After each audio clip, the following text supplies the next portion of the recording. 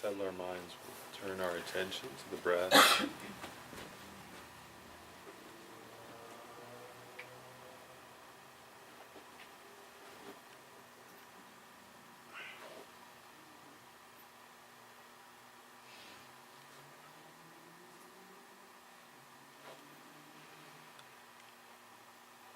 As you breathe in, be aware.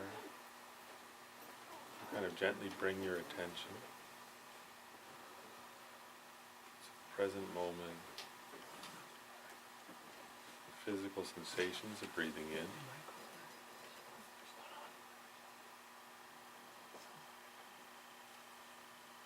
And as you breathe out,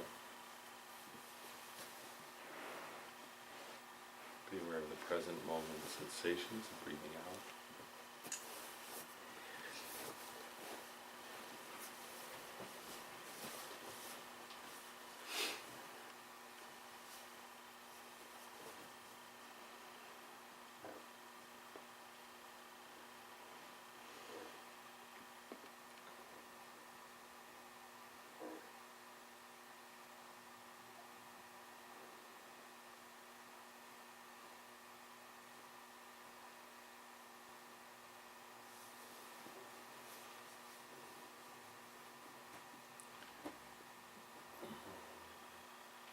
Notice the feeling of the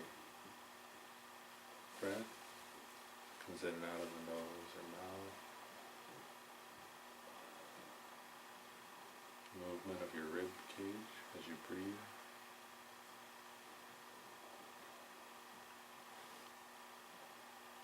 A subtler movement of your abdomen.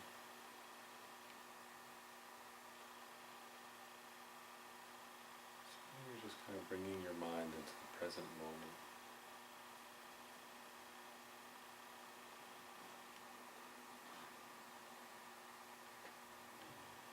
Focusing on those sensations.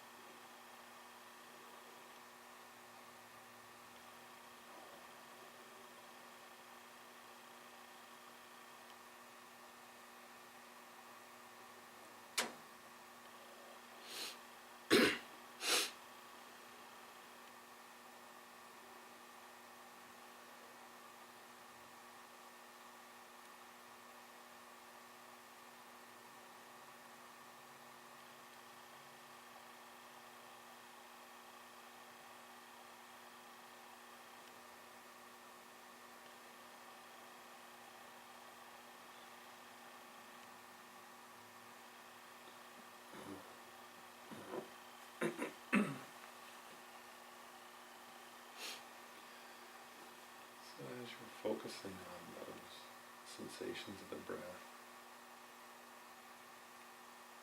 whatever thoughts, ideas, or feelings arise,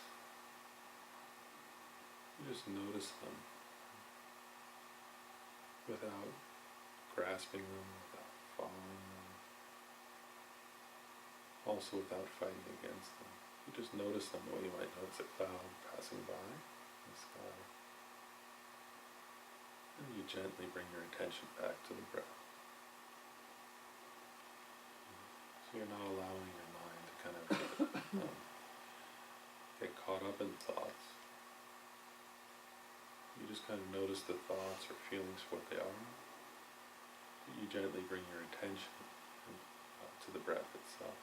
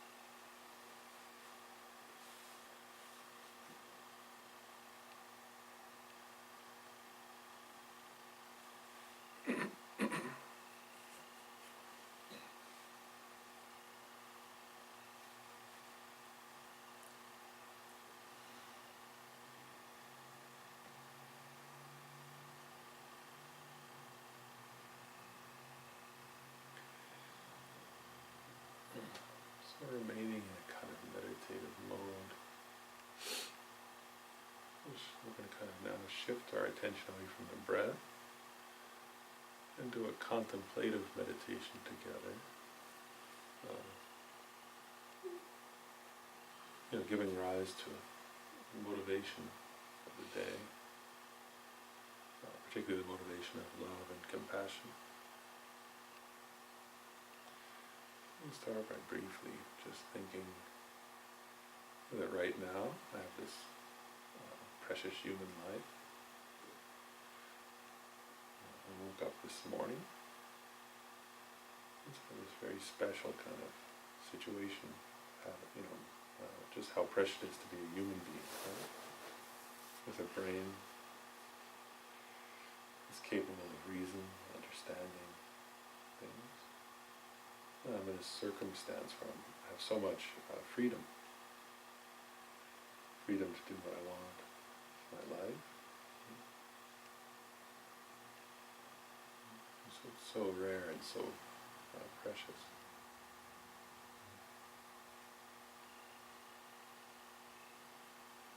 I think in all of human history, first of all, it's just precious to be human from Buddhist perspective, to wake up. And then in all of human history, right, we're each thinking this way, I actually have one of the best possible circumstances, right? Access to so much information. Living in a circumstance where it's not immediately surrounded by war, rather horrible events, famine. There's political freedom, so I can do what I want to. If I want to study, I can study. If I want to meditate, I'm free to meditate. I have the leisure to be able to do that. So just feeling a sense of appreciation, of gratitude for this current situation. But then also remembering it doesn't last forever.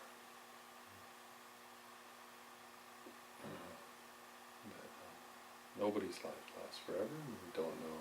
I don't know. Right? Each of us thinks, I don't know how long this life will last. So each day, each hour, I want to take the essence of my life to make my life most meaningful, most rich, most full.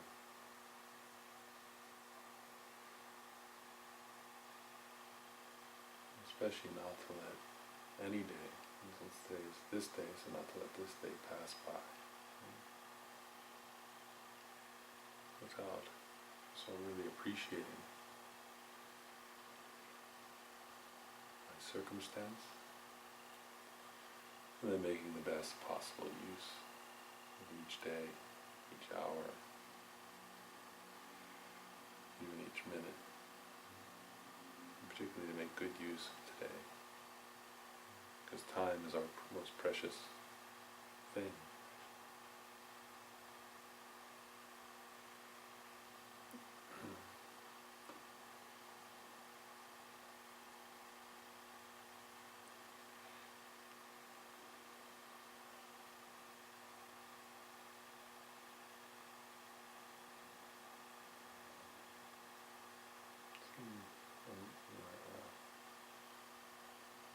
The Buddha said, if you ask, how do I take the essence, there are many answers.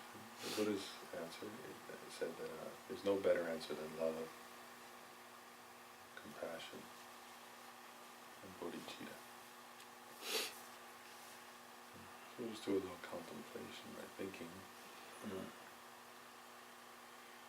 just as I myself, all the time, right, want to be happy and don't want to suffer. All others are exactly the same. Every moment, right, I don't want suffering, and I do want comfort, happiness, and well-being. And everybody else is exactly, precisely the same. So first of all, each of us can think, right, like my own family and friends, if I think about them, every single one of them totally wants to be happy, doesn't want to suffer. We're identical in that way. There's not the slightest difference, right? Whether somebody's old or young, they want to be happy and don't want to suffer. Whether they're rich or poor, regardless of their religion, their nationality, race, gender. Right? There's no difference, right? Everybody is the same in wanting to be happy and not wanting to suffer.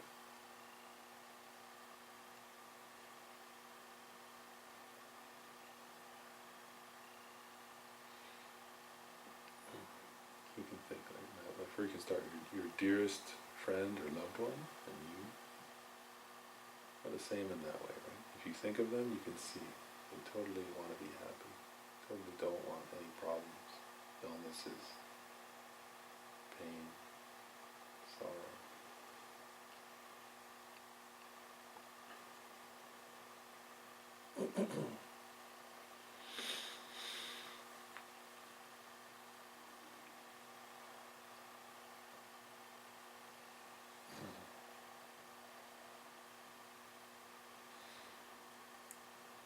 Okay, but that's not only true of my friends, right? Also all strangers, all the people I don't know are also the same, right?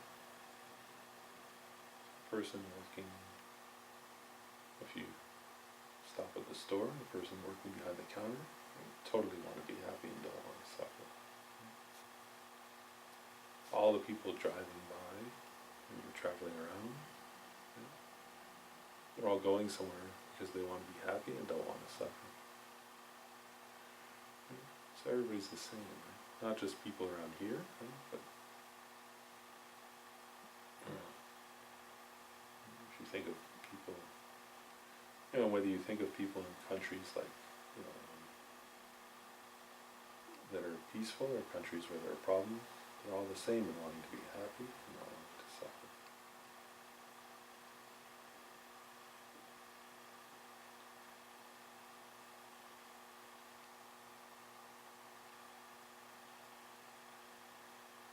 So exactly like me and wanting to be happy and not wanting to suffer, every person in Afghanistan is the same.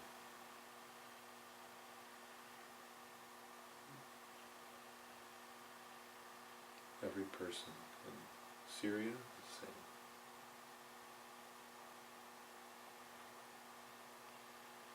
Every person in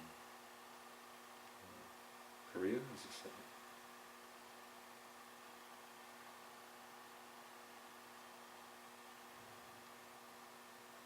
Whether you think of England or France, or you think of China or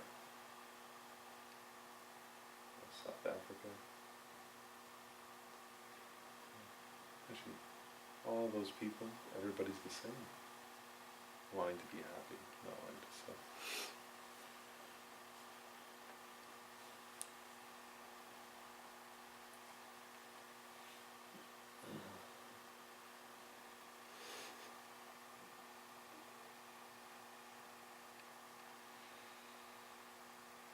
And then even my enemies, right? Even people who seem, who like temporarily, because of some circumstances, there's some difficulty with, whether it's a personal conflict, or people who are part of some group that I think I don't like. Actually, they're the same also. Right? You totally want to be happy, you totally want to not suffer. There's no difference between me and them in that way. But temporarily there might be some circumstances that make somebody a friend, a stranger, or an enemy. But all those circumstances are totally temporary. And deep down, fundamentally, in people's hearts, we all want to be happy. We all want to be safe.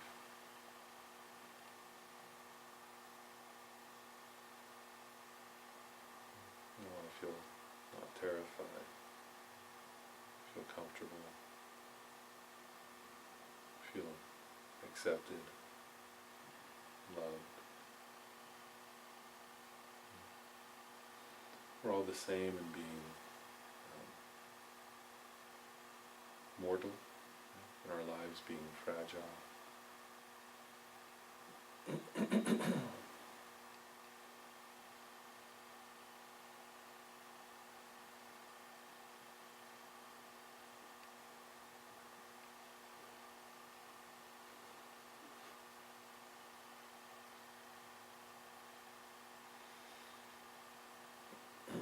And not only human beings, right? Actually, it's totally clear and obvious that even dogs, cats,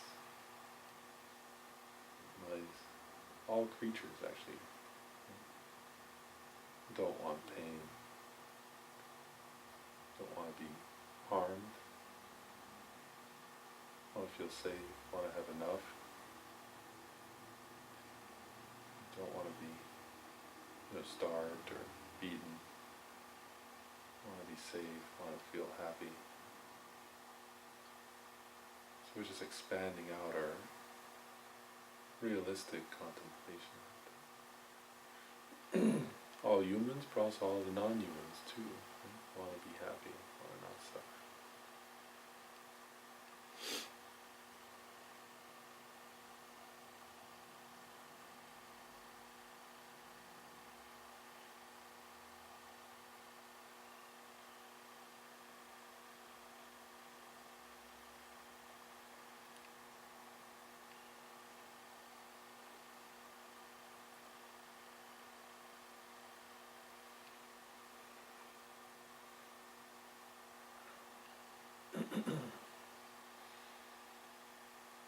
This kind of contemplation, we're just using our reason for analysis. So we come to the conclusion, it's true actually. Everybody's exactly, all beings are equal, the same, in being mortal, in being impermanent, in wanting happiness, not wanting sorrow and pain. So we kind of recognize, ordinarily, I go around just thinking of myself, not really thinking about how strangers, how countless beings are the same as me in wanting happiness and not wanting suffering. But now that I recognize that simple, basic truth, then it's clear, right? The purpose of my life has to be to bring happiness and safety and well-being and freedom from sorrows to everyone equally. So I'm included in that, but not just myself. So with compassion that of course encompasses oneself, but also encompasses one's loved ones, strangers, enemies, humans, non-humans. It's a realistic recognition.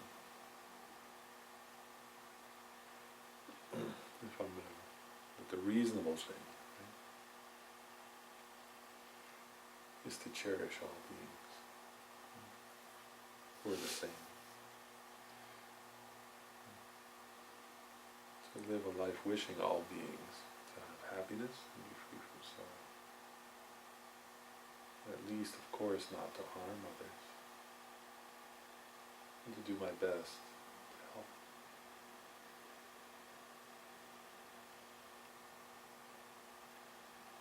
To help alleviate the sorrows of others. There's already so much pain and difficulty in the world. So absolutely, right, my commitment is of course not to add to that.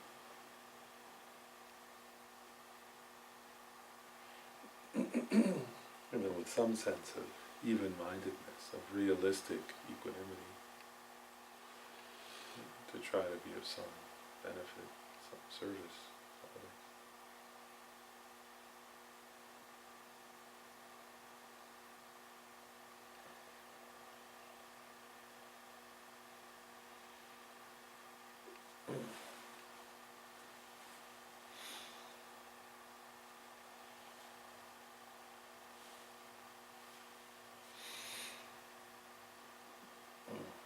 if we keep on contemplating just a little more,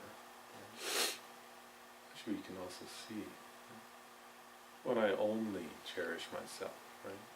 When I ignore how everybody else is, how we're all the same. Actually, through that unrealistic approach, I bring harm to others and also to myself. And so if I don't recognize my interdependence, how others' happiness and my happiness are totally interdependent,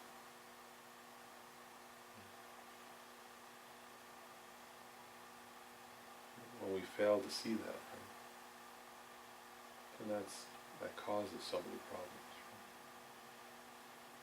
All the arguments between people come from that. All the problems in families, problems between friends.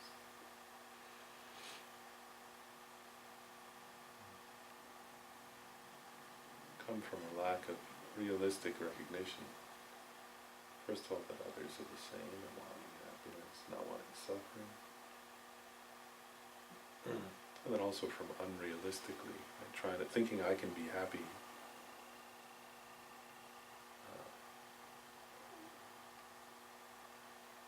by ignoring the welfare of others. But the reality is, when I try to do that, then it only brings problems. Actually, all of our anxieties and worries come from self-preoccupation. All of our fights and conflicts come from self-preoccupation, self-centeredness.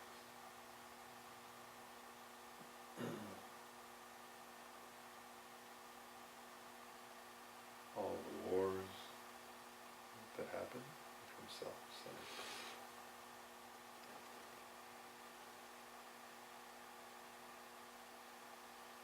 All the financial crises that have happened in the world come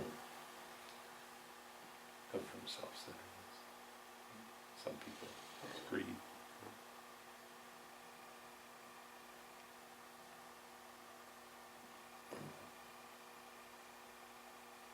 And if we check internally also, right? Our insecurities, our worries about other, like how people will treat us, our anger at other people, our fears of other people, our rage at other people, our jealousy, our pride, our arrogance. Whether you're arrogant or whether you're insecure, whether you're like craving for more,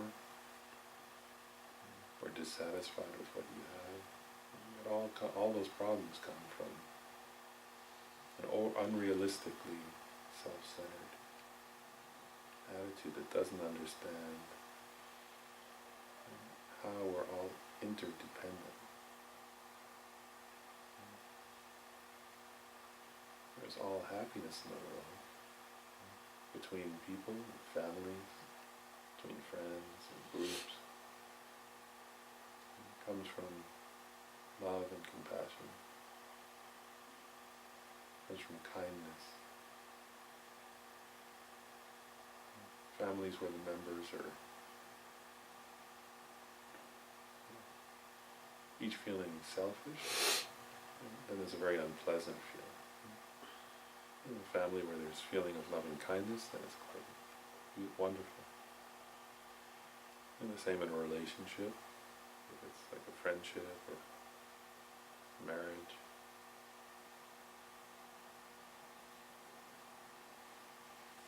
And the same applies in groups, even between nations. And there's a sense of mutual respect,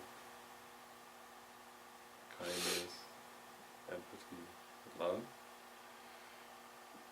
Then in the moment, the feeling is positive, and the results, longer term, are also positive.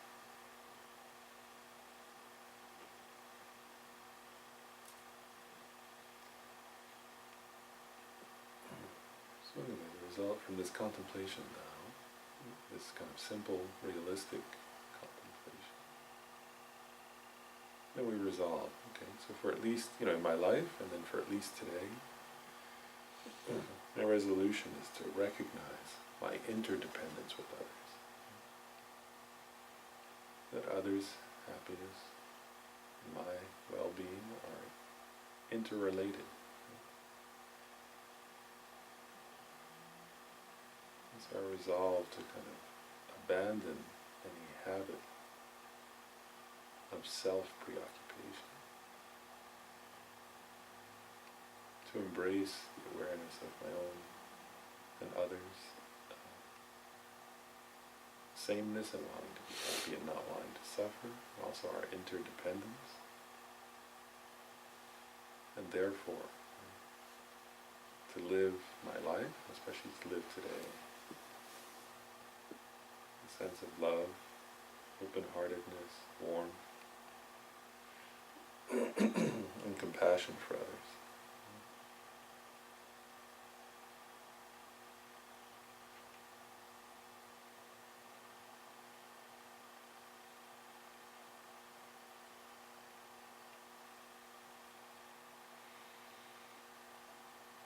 I'm resolving so that my purpose, and even in meditating today, is to progress on the path to enlightenment in order to be of greater service to all beings, in order to become more capable of effectively living with love and compassion, bringing more happiness and well-being to myself and all other sentient creatures.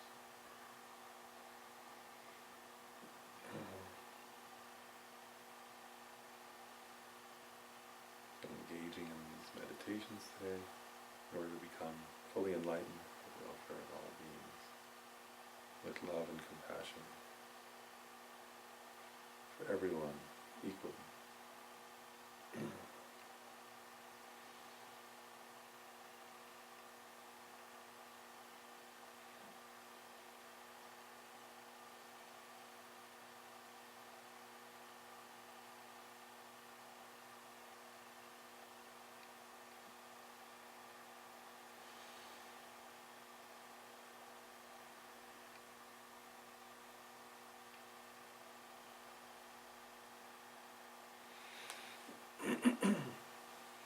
To prepare for the kind of, in a minute we'll read through the text that we'll start to, but to symbolize this compassion, actually, as part of this particular text, there's a tradition that you can actually imagine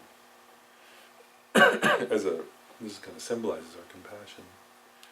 So you can imagine on your right side your father, on your left side your mother,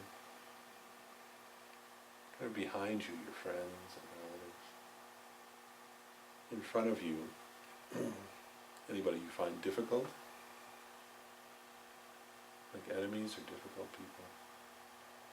And then it's for all around strangers. So just imagine that feeling, okay, so I'm doing these contemplations and meditations for all of them. And this visualization is actually also, one is to think of that motivation, the other is also to feel that sense of interrelatedness or interdependence, right? That actually,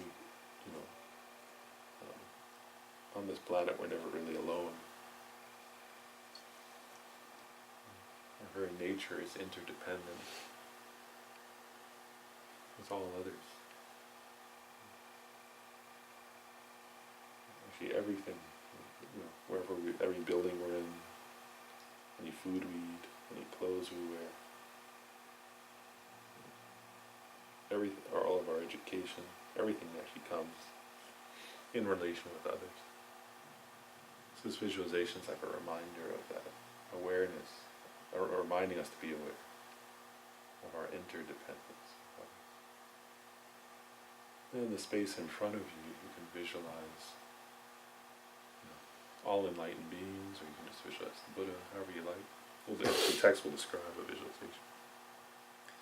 And since it begins with refuge, actually, we can think about feeling a sense of refuge. You have to have first, there's two qualities. One is fear, in the sense of compassionate fear. So fear of our own and others continuing to suffer meaninglessly. And then a sense of faith in the teachings, in the teacher, in the path to enlightenment. And so we're sort of on, with an awareness of our own other suffering, turning to the enlightened beings and taking refuge in order to progress, to alleviate our own and other suffering. So with that in mind, we can sort of start. And we'll pause. We're just going to use the text a little bit right now, but we'll pause to meditate. Kind of like we did last week. So verse 1 is on page 3. We'll start there. We'll just read a little bit and then we'll pause after a bit.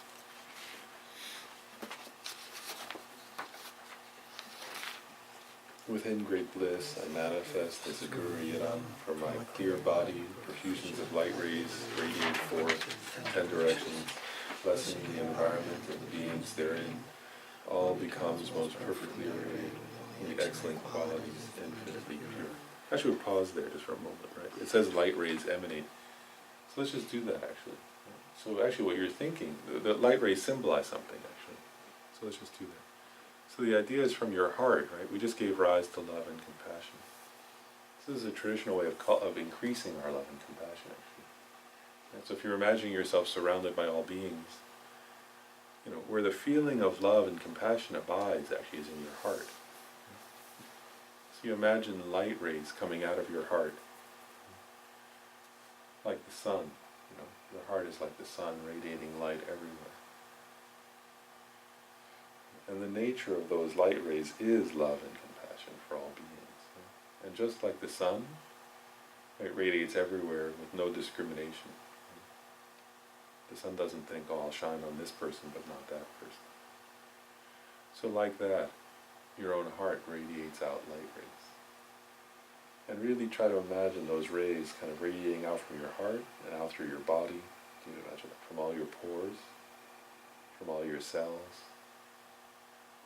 Is this kind of radiance of love and kindness and compassion that radiates out to all beings, right? And you can imagine that as those lights of love and compassion, like touch your parents, your strangers, enemies, friends, all beings, you can imagine like them feeling love, feeling compassion. And you can imagine those light rays, right, alleviating the suffering of beings. Like so, feeding the hungry, healing the sick, giving friendship to those who are lonely, providing wisdom to those who are confused.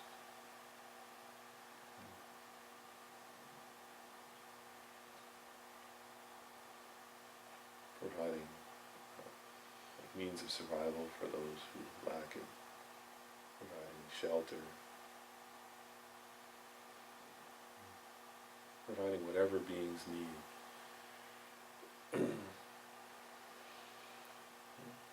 And even you can even imagine those light rays from your heart leading all beings to enlightenment. It's like an ultimate expression of your love and compassion, wishing that everybody have everything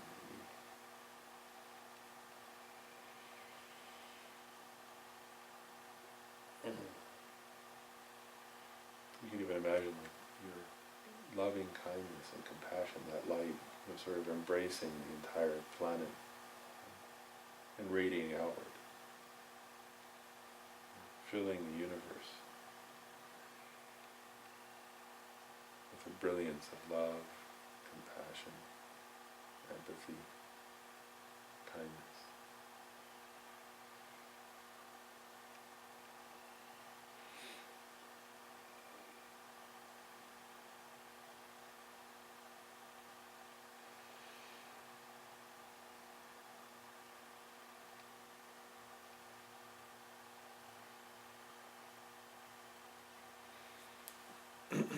Okay, so we can continue reading.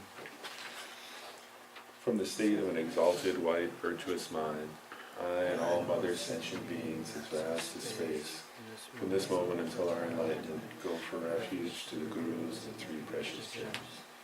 Namo Gurubhye, Namo Buddhaya, Namo Dharmaya, Namo Sanghaya, Namo Gurubhye, Namo Buddhaya, Namo Dharmaya, Namo Sanghaya, Namo Gurubhye, Namo Buddhaya, Namo Dharmaya, Namo Sanghaya.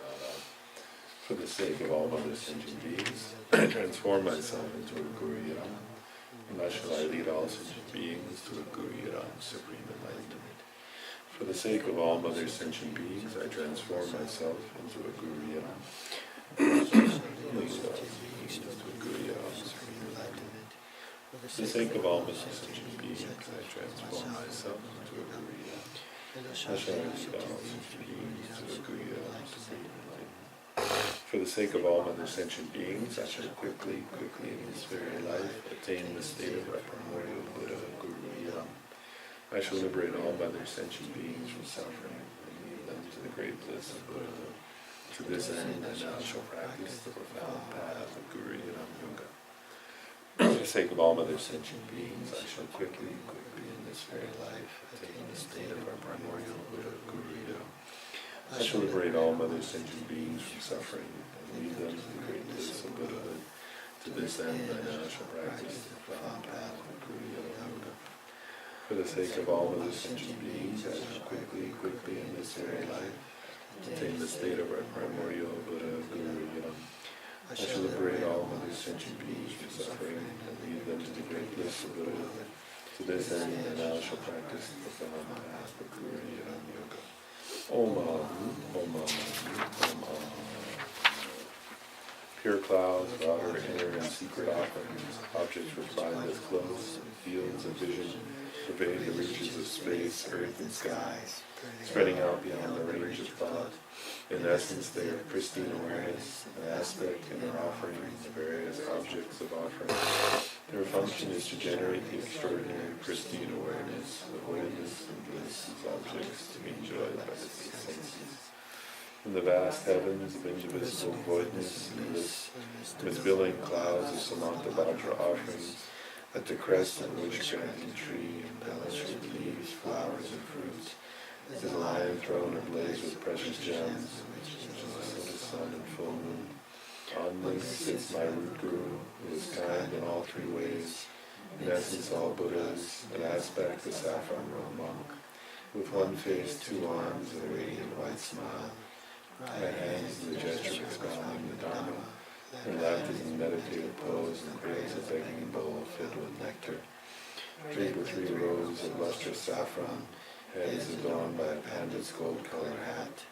In your heart the all-pervading Lord Vajradhara, the body blue in color, one face, 2 arms, holding measuring bell, embracing Vajradhatu Ishvari. They delight in the play of simultaneous voidness and bliss, are adorned with jeweled ornaments of many designs, and golden garments of heavenly silks. Radiant with thousands of light rays, you are emblazoned with the major and minor marks of the Buddha, and sit in the Vajra position, and haloed by a 5-colored rainbow. Totally pure, your skandhas are the 5 Buddhas gone to bliss. Your 4 elements, the 4 motherly consorts. The bliss of your senses, your energy channels, sinews, and joints are all in reality bodhisattvas. The hairs of your pores, the 21,000 arhats. Your limbs, the wrathful protectors, light rays, directional guardians, lords of wealth and their attendants. All worldly gods are but cushions for your feet.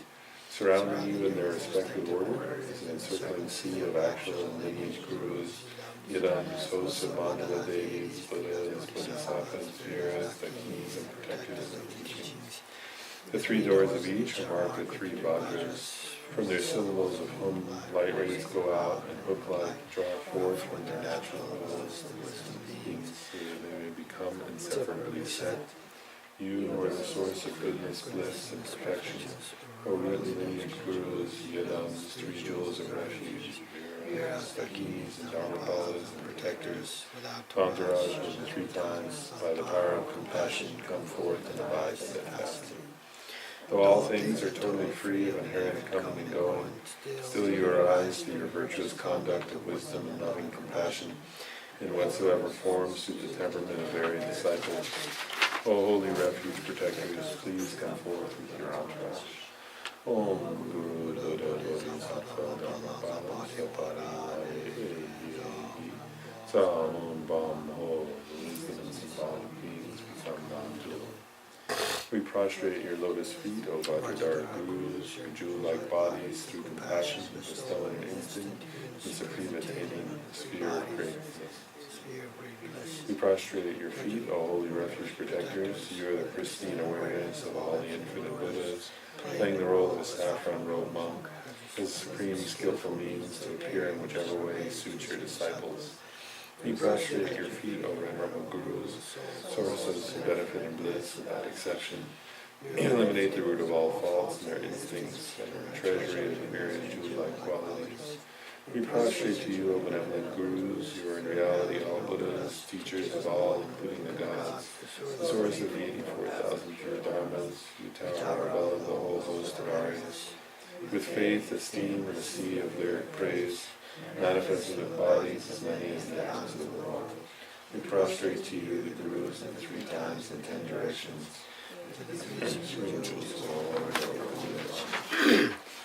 O refuge protectors, O venerable Gurus, together with your entourage, we present you with oceans of clouds of various offerings. From expansive, well-fashioned vessels, radiant and precious, flow gently forth 4 streams of purifying nectars. Beautiful flowers and trees and blossoms with bouquets and garlands, exquisitely arranged, fill the earth and sky. The heavens billow with blue summer clouds of lazulite smoke from sweet, fragrant incense.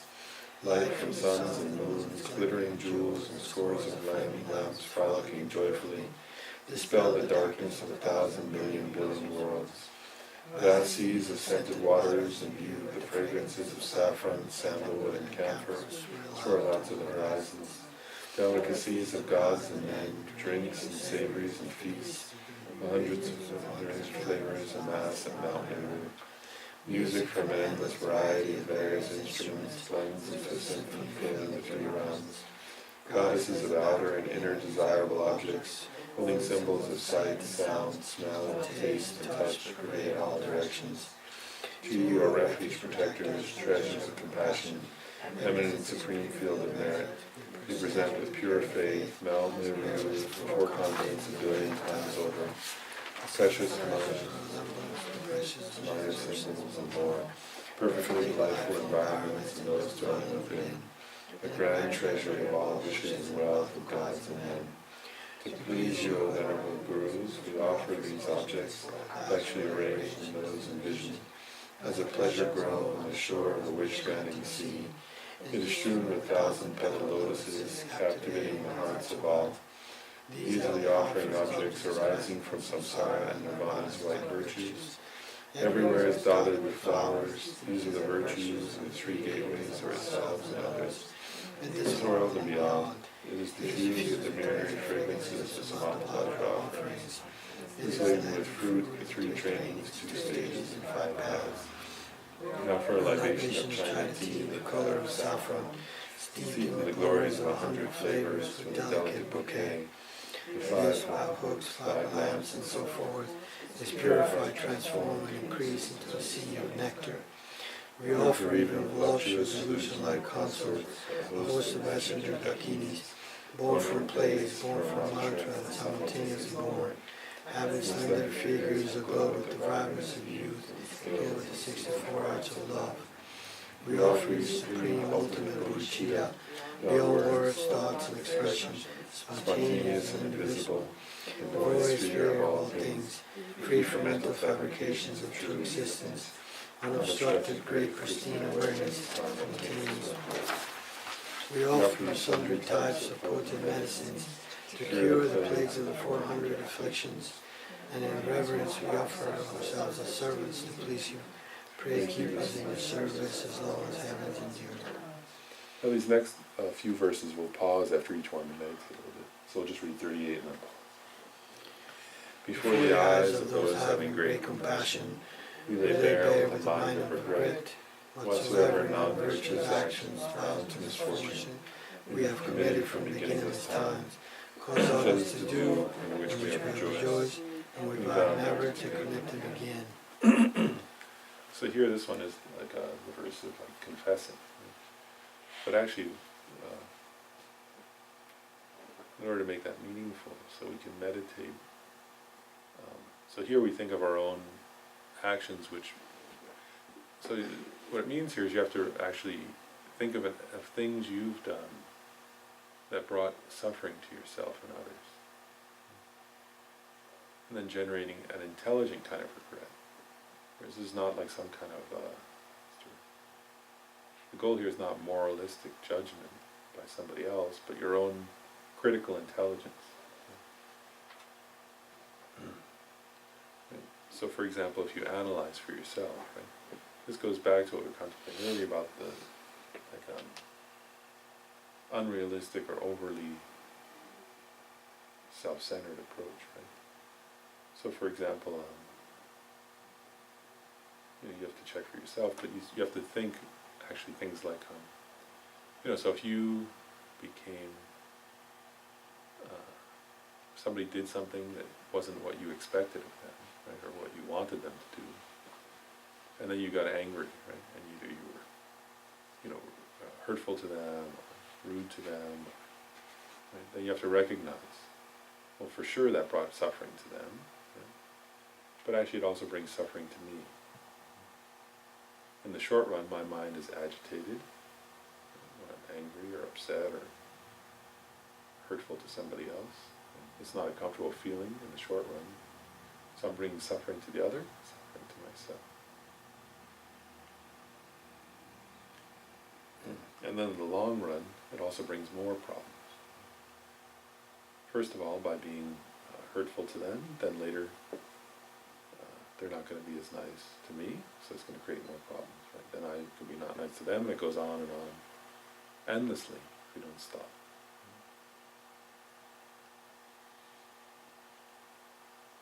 And also I create a habit in my own mind of anger, hatred, agitation. So each time I become that way, I'm reinforcing, I'm like watering the seed in my own heart, my own soul, psyche of anger. And so then I create a habit which is going to cause me to be angry again, and only bring me suffering, never brings me any happiness. So by seeing something like that, then you start to generate intelligent regret. So it's not like, the idea here is not to think, oh, the Buddha's telling me don't do this and don't do that. The idea is you have to analyze with your own inner wisdom.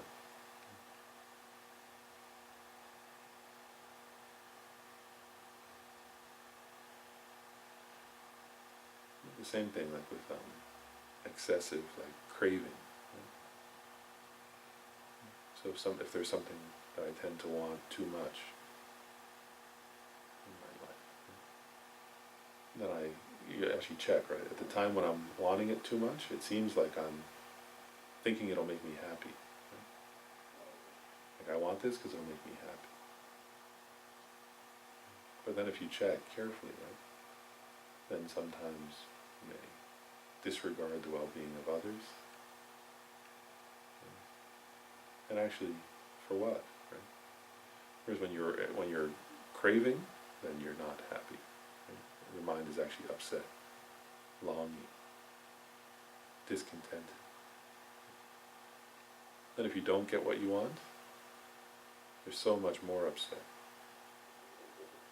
And if you do get what you want, right, there's some brief moment of feeling some kind of happiness, right? Then always you want more. You're never satisfied. And the more I do that, the more I develop this kind of habit of always craving and wanting, grasping.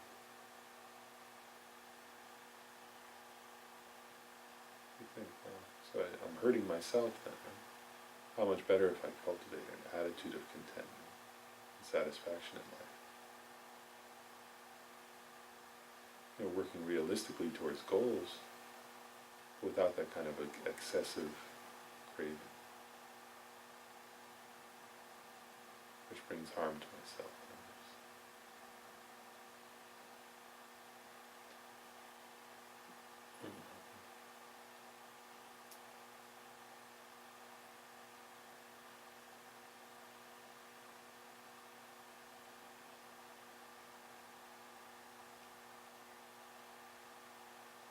Other examples, right? Times when you're not kind to others, times when you ignore the well-being of others around you,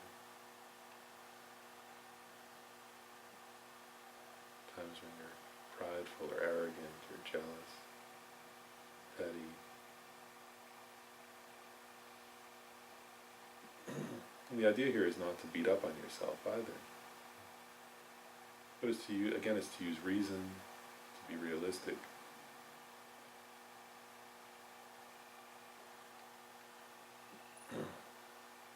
And then if there are things you reasonably and realistically regret, then to acknowledge them, to admit them to yourself, imagine admitting them to the enlightened beings, and then resolving to change.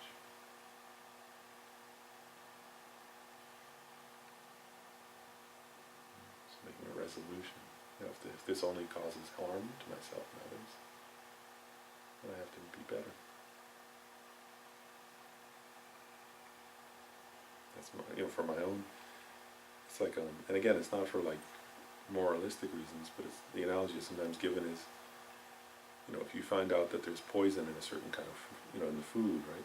All you want to do is take the antidote, and you're not going to want to eat that again. So it's like a realistic attitude.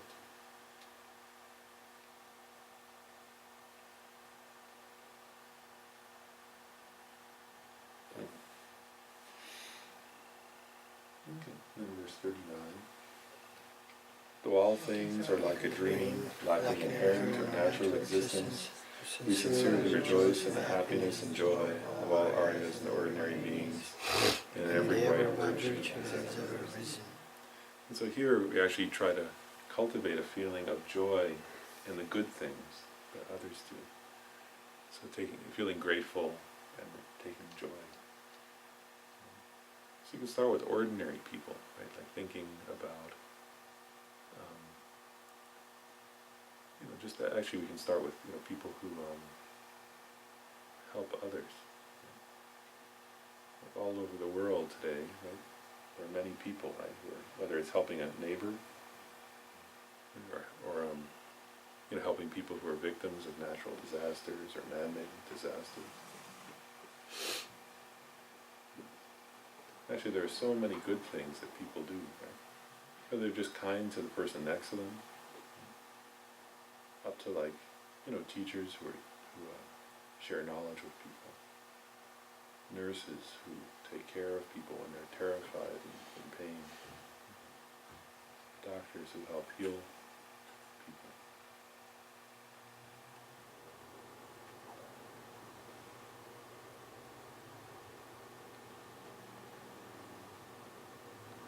The kindness of parents, grandparents, who look after the well-being of the young, and then people who care for the elderly. And then you can think of also people from all religious traditions, right, who may cultivate feelings of love, feelings of compassion.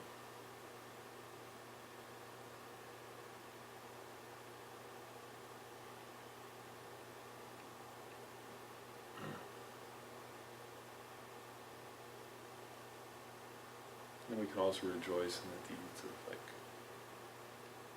great beings like the Dalai Lama, for example, who for so many decades continually is working for peace in the world, for harmony between different religions, to help people forgive, to become more wise, more compassionate, and then provides like teachings on the stages and paths to enlightenment. You can think of all kind teachers, all great beings, all bodhisattvas, all Buddhas, and rejoice, feel how wonderful. Whether it's the smallest thing of somebody just giving food, to an animal in need, up to people doing amazing, huge acts of kindness and sacrifice for others. And just we feel like how wonderful, right, that people do these things. And also you can think of all the good things you yourself have done and do. And just feel how wonderful. Right? Sometimes you may hesitate to take joy in the good things you do. But actually, what better to rejoice in? Right? It's actually totally appropriate to rejoice in the good things you do. So think of like ways you try to help people around you, ways you seek to become a little bit more wise, a little bit more empathic, a little more patient, that you offer service, you volunteer, and you help people. Just think how wonderful. I'm taking the essence of my life by doing that. I'm making life meaningful, making life better for myself and others. How wonderful. How beautiful. So your own deeds and others' deeds, you just rejoice.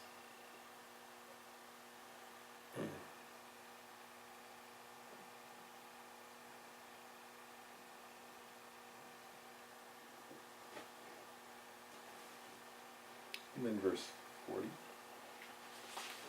We ask that rains of vast and profound Dharma fall from 100,000 clouds, filling with sublime wisdom and loving compassion, to nurture, sustain, and propagate a garden of moonflowers for the benefit and bliss of those limitless beings.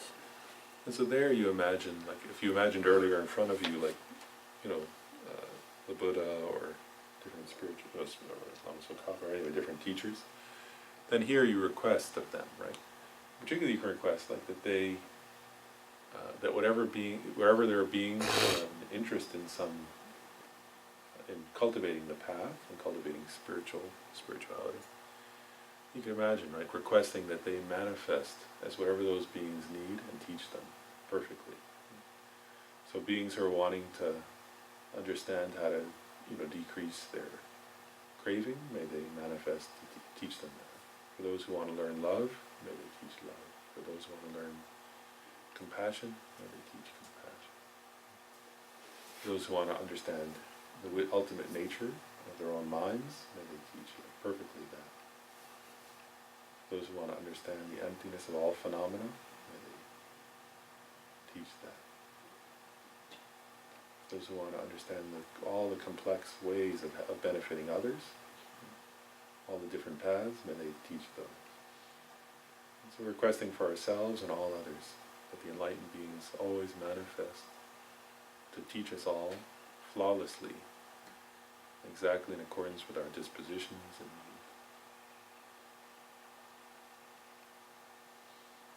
needs. There's a symbolism here also. You can imagine offering like a golden wheel that symbolizes the wheel of teaching as you request this teaching.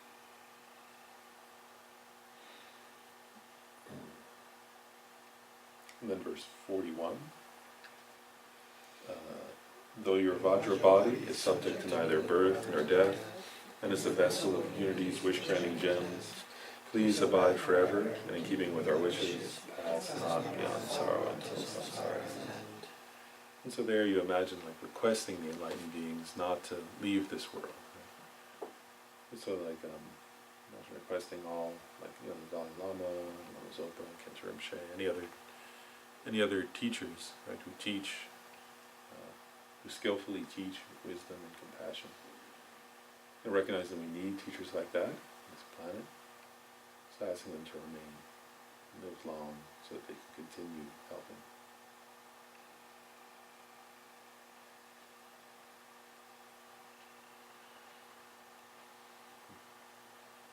And then verse 42. We dedicate the collection of white virtues thus created And we be inseparably protected throughout all our lives by venerable gurus possessing the three kindnesses, and that we may attain the Vajradhara state of unity. So that verse we're just saying, since we created some positive karma, then we're dedicating it, right? So we're dedicating it particularly so that we ourselves and all beings may progress on the path. Right? They always have access to teachings and practice them well in order to progress to enlightenment.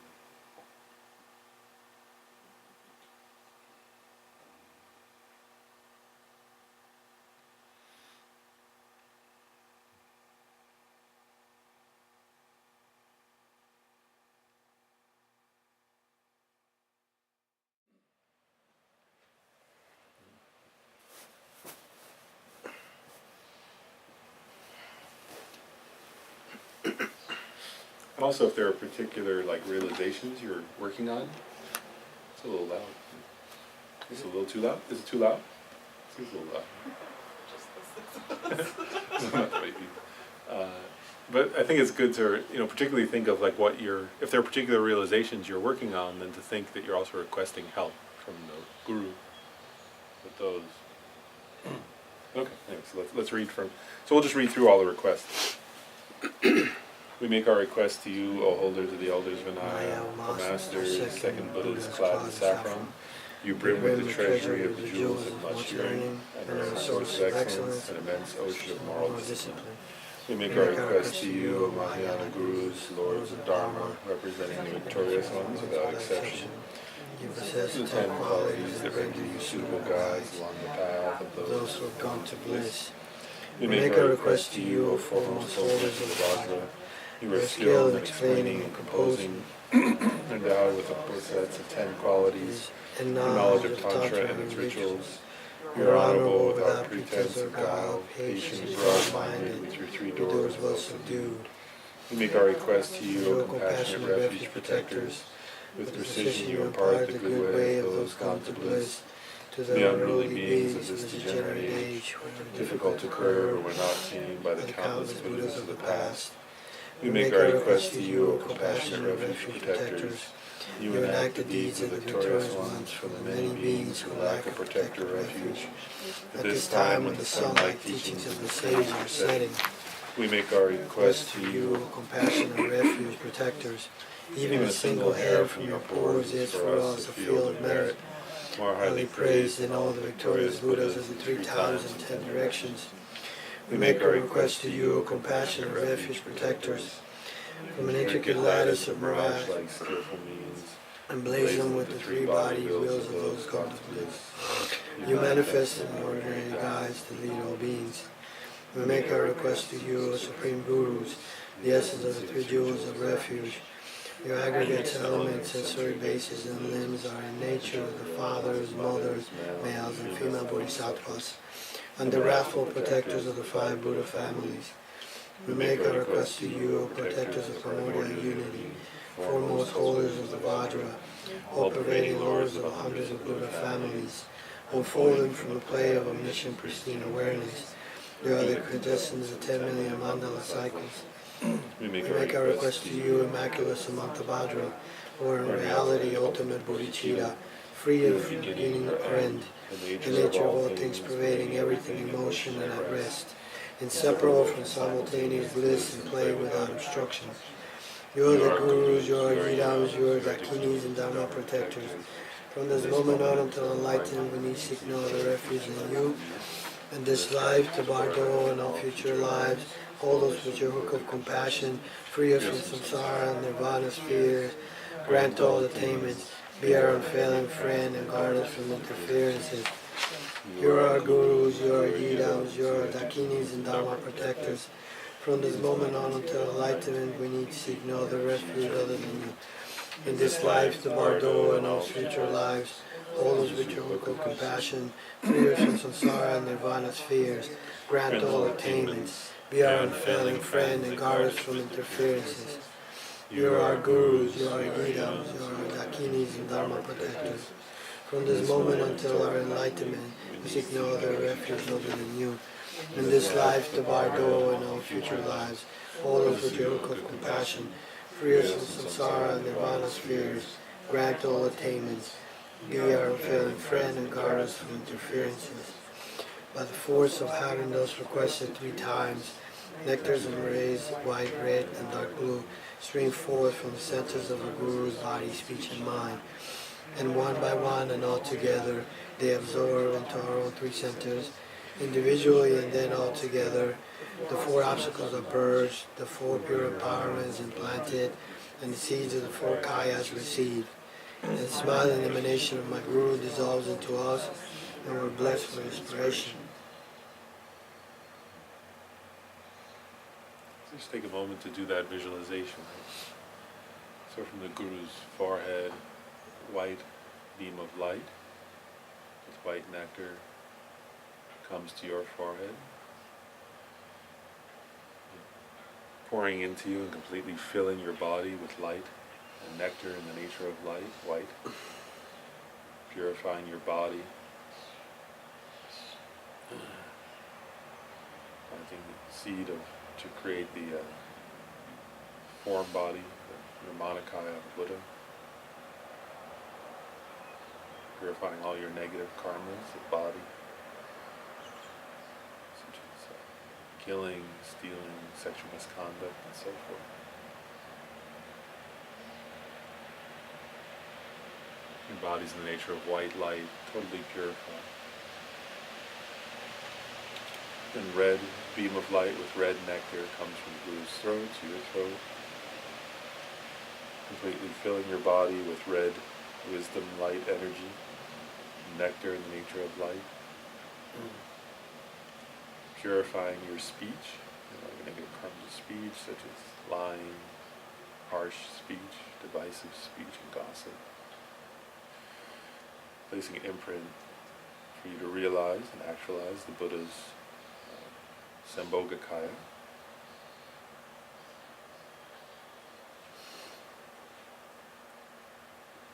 Enjoyment body.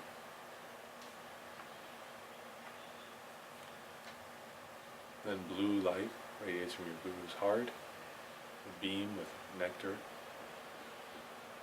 filling your heart chakra, filling your entire body with blue light and nectar in the nature of light. Totally purifying your mind and all negative karmas of your mind, such as covetousness, ill will, ignorance.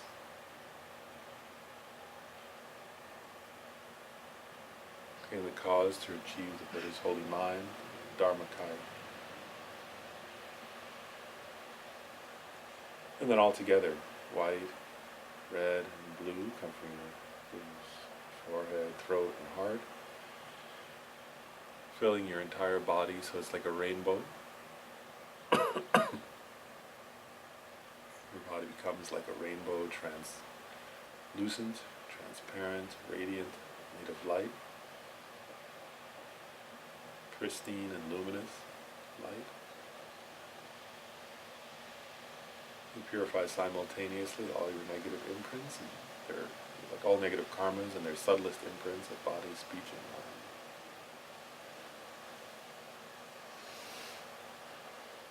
Creating the cause for you to achieve the non-separate, the Buddha's body, speech, and mind, all of one nature, and the Buddha's nature body.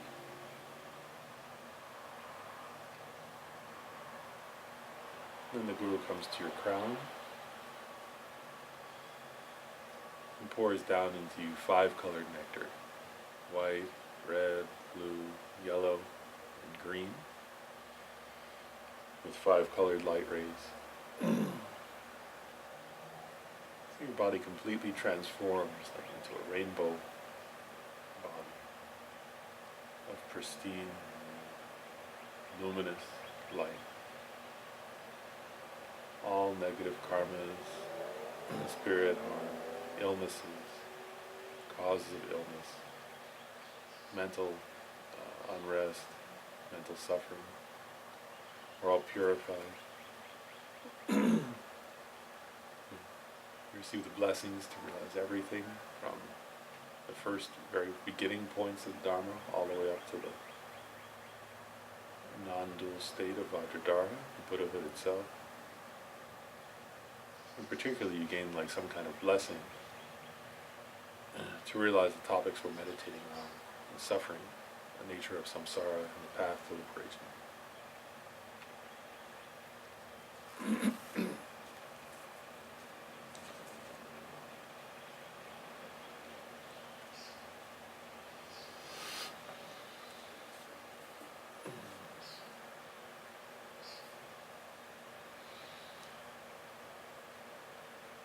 Having requested your Guru's blessings to realize the nature of samsara, to generate renunciation, to aspire to liberation from samsara, now contemplate together the three types of suffering.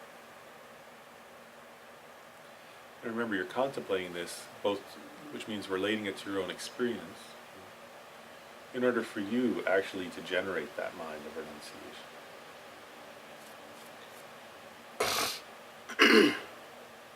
So first we contemplate the easiest and most straightforward of the three, which is the suffering of suffering, or painful suffering.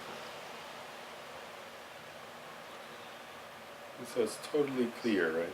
You can contemplate from your own experience, there's no doubt actually, that here in samsara, right, this kind of life I have, there's so much obvious suffering.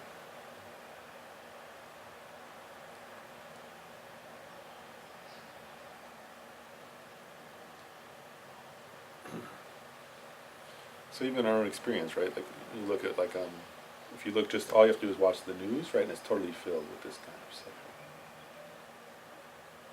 Tornadoes that ripped apart people's houses.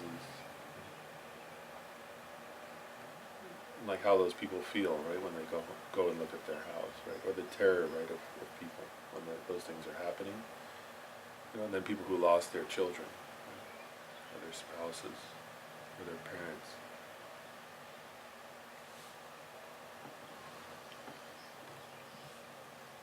And then people who are injured. And this kind of suffering also includes, right, the sufferings of natural disasters like that, and the sufferings that people experience in relation to war, right, like the millions of people, right, who are refugees, millions of people who like live every day either, you know, with loved ones dying, or in fear of bombs, fear of being shot, fear of being blown up, right? And then the actual experiences of those things, right?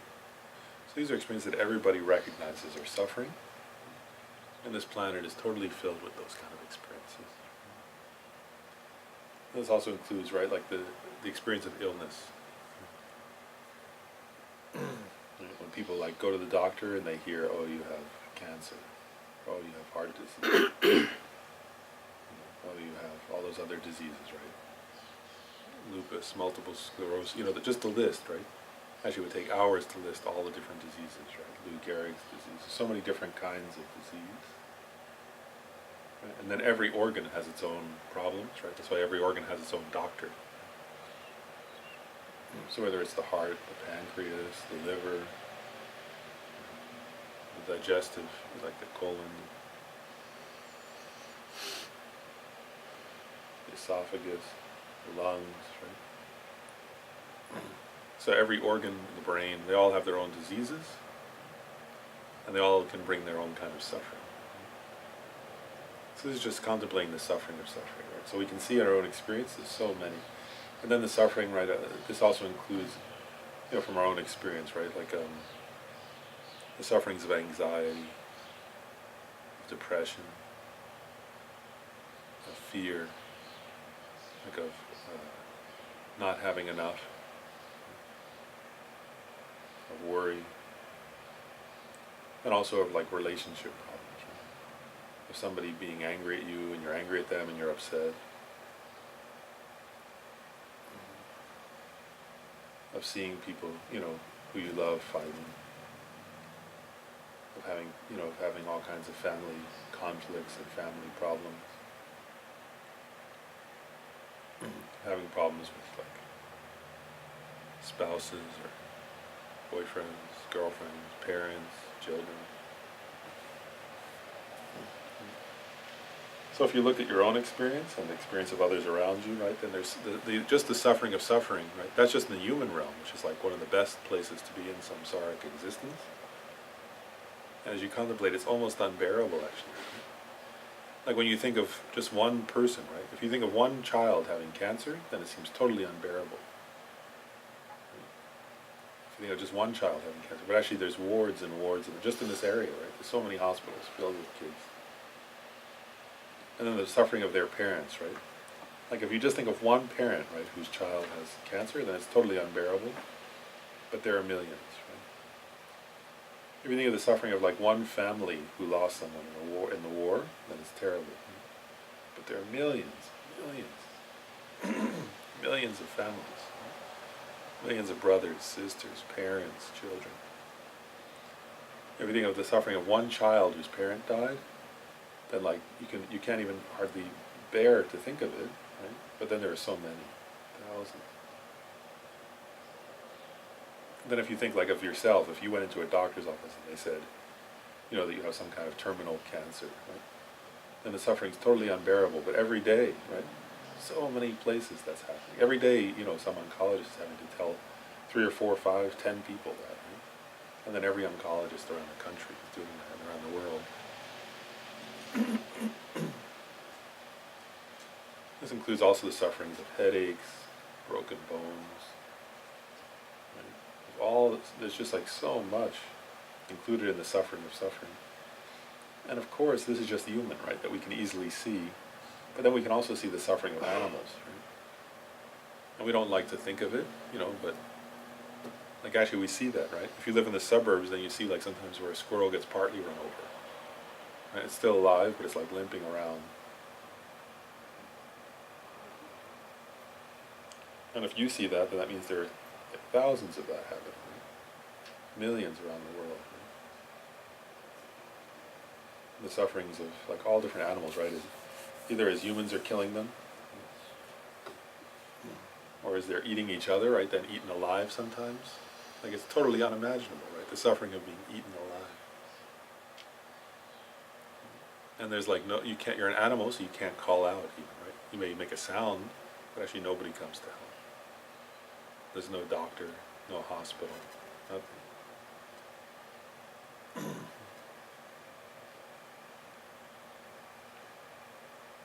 So if you think about the suffering of suffering, right, that we can just see.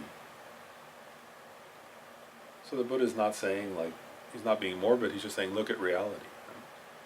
So if we look at reality, then for sure there's so much, like it's difficult actually to keep our mind on it. Like our mind wants to turn away and not think about it because it's disturbing and frightening. But what we're saying is just let's look at the reality. So this is one kind of suffering that exists. The suffering of suffering. Then according to Buddhism, of course, right, those are small compared to the suffering of hungry ghosts, which are much worse, actually, even than animals suffering. The suffering of being unable to find any food or drink for thousands of years, dragging oneself around, feeling like one's belly is on fire, and then also starving, with like no resources as a result of miserliness. And those sufferings are not so bad compared to the sufferings of the hell realms.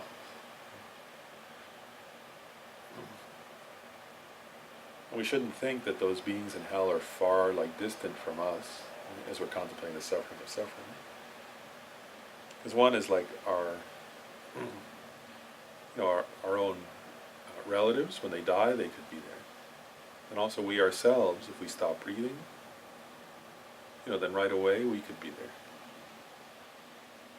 So we shouldn't think of those as like some kind of very far off thing. But recognizing that the suffering of suffering, and this idea that this is like pointless, endless, beginningless, right? So it could be endless if we don't practice the path.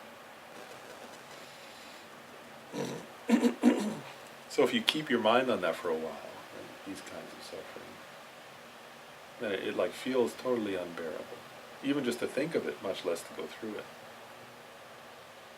and then to go through those sufferings over and over. So you begin just from this first contemplation to feel, oh my goodness, I have to get free from samsara. I have to achieve liberation from this kind of prison, or this kind of, it almost is like, all of samsara is like a hell, in one sense.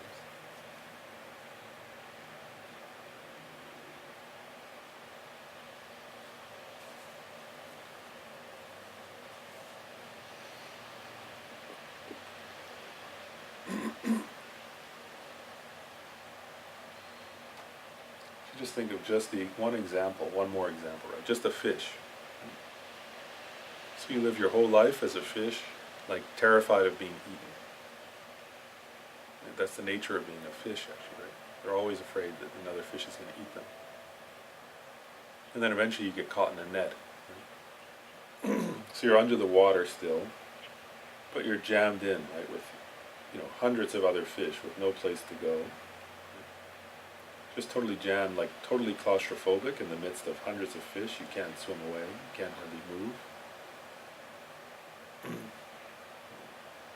You can just imagine how terrifying, how horrific that would be. Until finally you're dragged out of the water. You can't breathe, can't get any breath, oxygen. You can imagine then that fish, after living its whole life in fear, then it dies in terror, in pain. And then starts again some other life. So it's all the suffering of suffering. So you think, wow, it's actually totally unbearable. I have to get free from this samsara.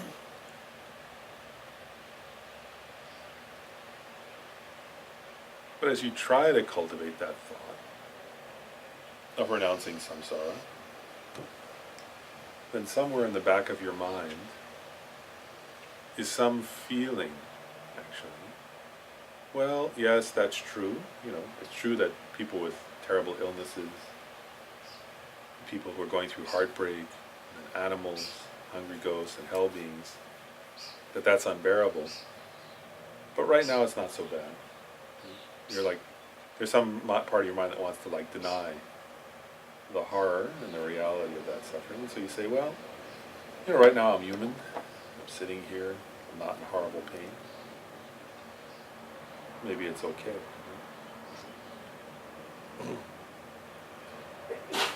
So then we turn our attention to the suffering of change, the second kind of suffering.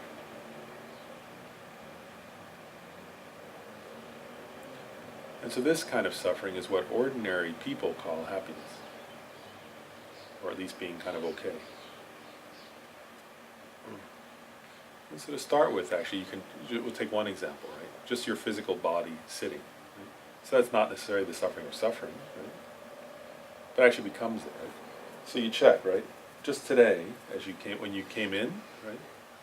Your body wasn't tired of sitting when you walked in the room, right? It didn't have so you came in and thought, oh, it'd be nice to sit down, start meditating. But then as we go on through the day, right, eventually, the position you're in starts to feel less comfortable. So if you're walking, then when you sit down, you think, okay, that's good.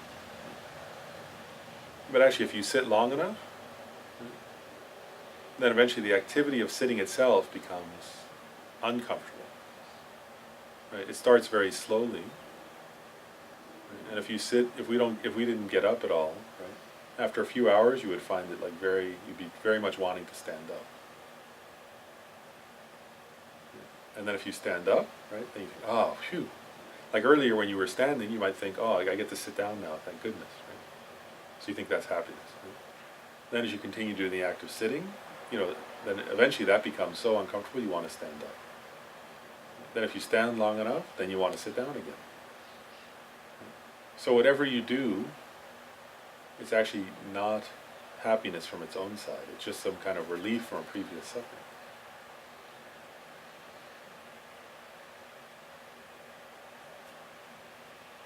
So actually check in with your body now, right?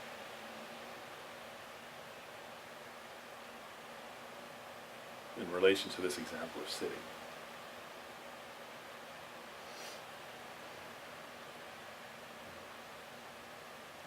So when you first sat down and then to now, right? Is it like some kind of pure uncontaminated happiness to sit down? So it may not be the intense suffering of suffering, but actually if you check, right, it already starts to become a kind of subtle dissatisfaction.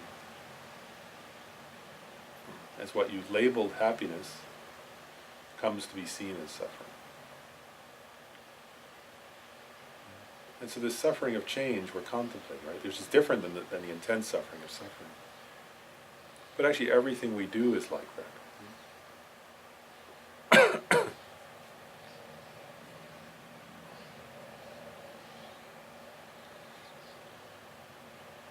So the same thing, right? If you're hungry and you want like some pizza.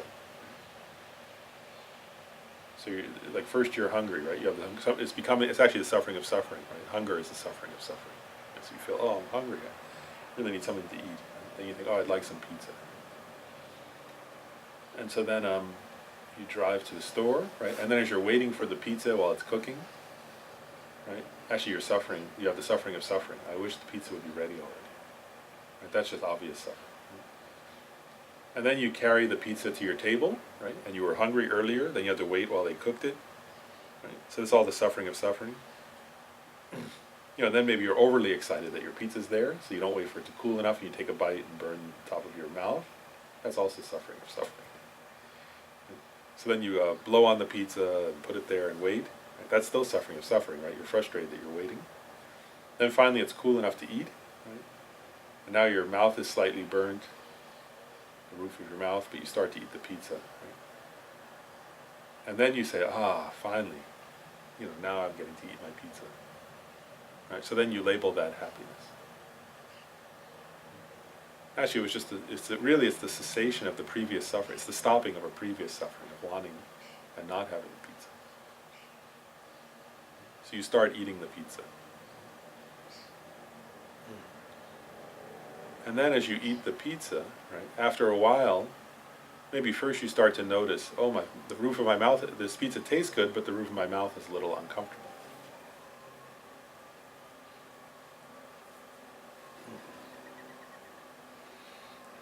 And then you keep eating pizza, then you realize I ate like that whole piece, but most of it I didn't notice even, the flavor, because I was hungry and was talking and was eating,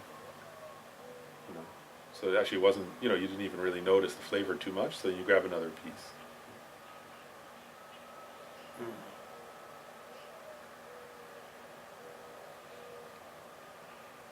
So as you continue eating the pizza, right,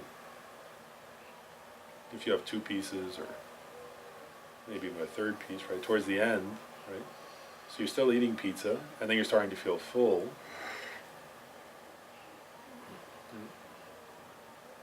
And then there comes a point where maybe you like the flavor, so you'd like to eat more, but you're feeling full, so you'd like to stop. So now it's actually the activity of having what you wanted is beginning to become suffering.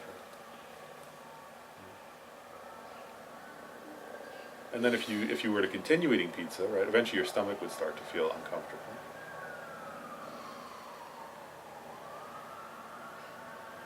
And in the back of your mind you might worry about fat or cholesterol and so at that point the activity of eating pizza has become suffering.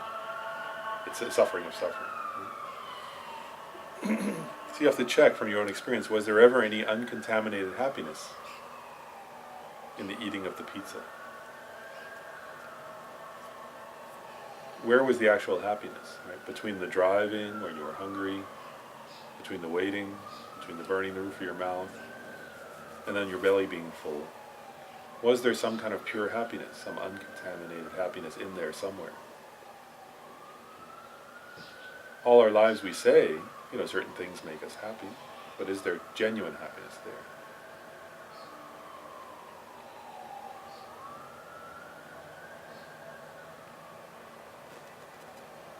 So with this suffering of change, actually you can bring to mind anything that you think makes you happy, that's worldly.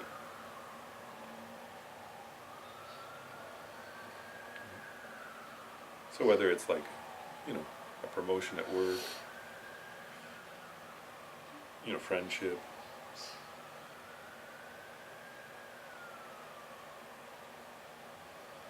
like you're a spouse or boyfriend, girlfriend. So your status, fame, wealth, money.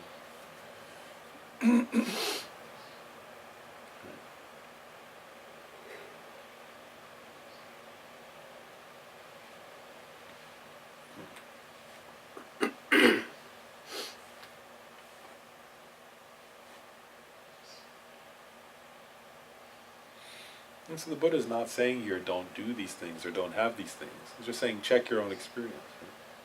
This isn't like this is not a moralistic judgment. So therefore don't eat pizza. So therefore don't have friends. That's not what we're saying. But it's saying use your own wisdom to analyze, so each of us is saying I have to use my own wisdom to analyze my experience. Right? Like I'm tired from work, right? So that I want a vacation. So it's the same as with the pizza, right? I'm tired and I want a vacation. Well, that's suffering, actually, clearly, right? I'm feeling overly tired and I want a break. I want to go somewhere. Then I have to spend money to buy a reservation or a ticket or whatever. To rent a hotel. So none of that is like pleasurable, particularly.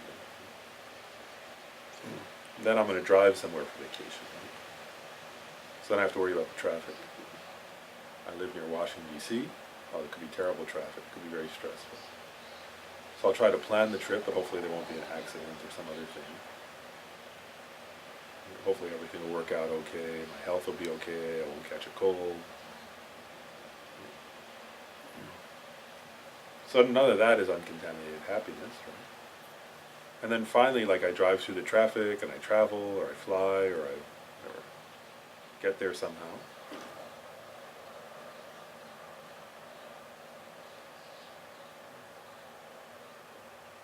So then, like when you get there, right, there's the suffering of traveling. Let's say you were driving, right? So there's the suffering of being in the car too much. And then you get to the hotel and you think, excellent, I'm at the hotel. But then maybe it's hard to find parking. So there's the suffering of not having a parking place. So then you find a parking place. So is finding a parking place permanent, uncontaminated happiness? Like then I could just chill out my car for the vacation? No. I found the parking place, but now I want to get inside the hotel. Then that's happiness. So then I get into the hotel, but then there's a line at the counter. Okay, that's not uncontaminated happiness. I have to wait. This is my vacation, which I'm happy to be on, but it's not fun to wait in the line at the counter. And then finally I get up to the counter. Now I'm free from the suffering of waiting in line. So, I made it to the front of the counter. Well, is that the happiness of going on a vacation? No. Right? I'm just talking to a clerk behind a desk to get a plastic card to go in my room. It's not so exciting, actually. Right? So I do all that process and get my credit card and all that. And then finally I get my plastic card and I go to the room. Then I'm trying to put the plastic card. I have to put 4 or 5 times in the slot because I can't open the door properly.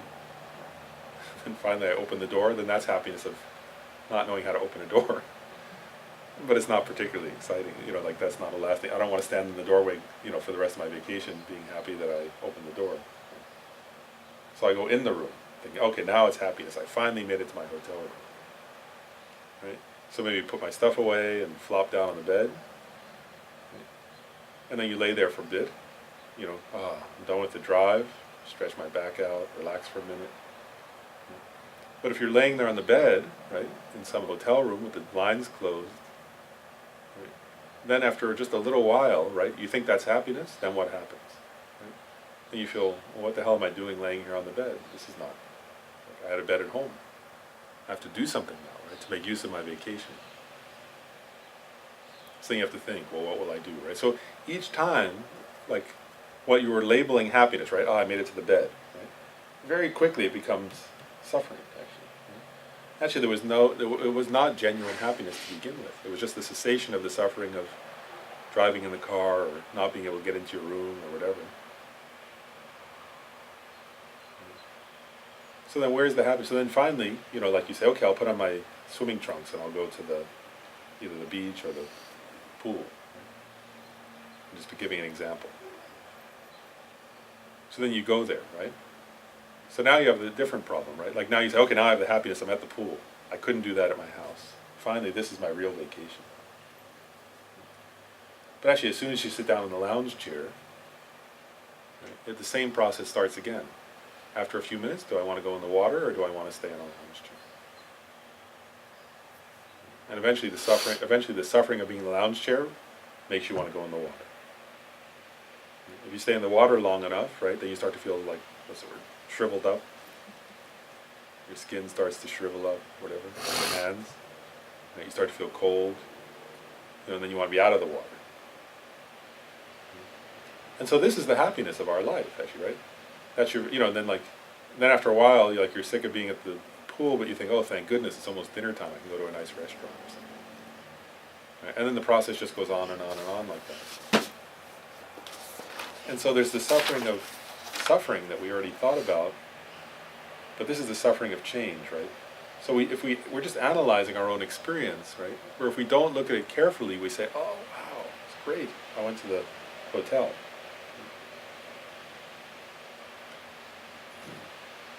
And of course, that is, from a relative point of view, it's better than being in a hell realm. It's better than being a fish or something. But actually, there's no pure happiness there. And so the idea is you contemplate this, right? So you contemplate your own experience. And you think, wow, that's not an ultimately satisfying process. If I compare that kind of happiness to being liberated, right, to achieving liberation, the bliss of liberation, there's no comparison.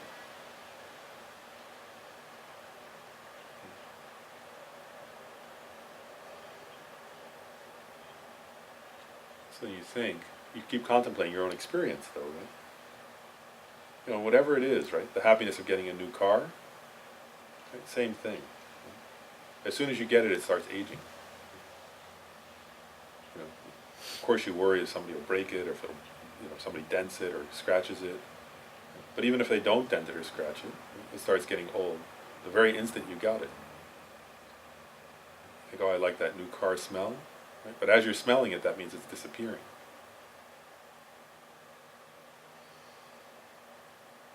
And your dissatisfaction of having that is beginning until you want something else.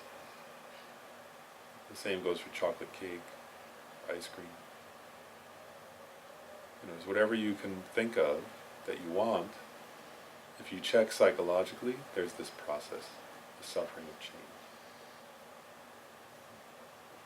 One way of defining this, as you're contemplating your own experience now, is that if you continue doing the action, does it eventually become suffering without anything else intervening? Right? So even if nobody scratches your car, would staying in your car forever make you happy? No. Right? If you just had to stay in that car for 24 hours, you'd be freaking out, right, that you had to get out of it. If you had to stay in that car for 48 hours without leaving it, it would be like you'd be completely going insane, right? If you weren't allowed to leave it for even a minute. The same thing with chocolate cake, right? Like if that's what you like, right? If that were all you could eat, how long would it take until you wouldn't want to even see a piece of chocolate? It would be sickening to even think of it.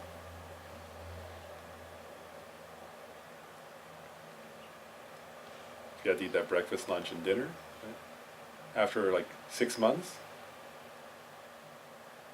first of all, you'd probably die. But if you didn't, you'd be totally sick of it. Disgusting, actually, right? It'd be like a horrible nightmare. You only chocolate cake for 6 months.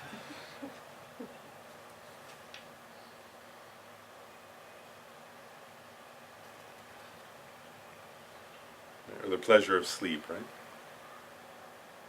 If you're tired, then it's so nice to lay down in bed. I'll go to sleep. But if you have to stay in bed, if you can't get out of bed, for a week, you're desperate to get out of the bed. So that's the suffering of change. It become, even without something else intervening, it totally becomes suffering by its very nature.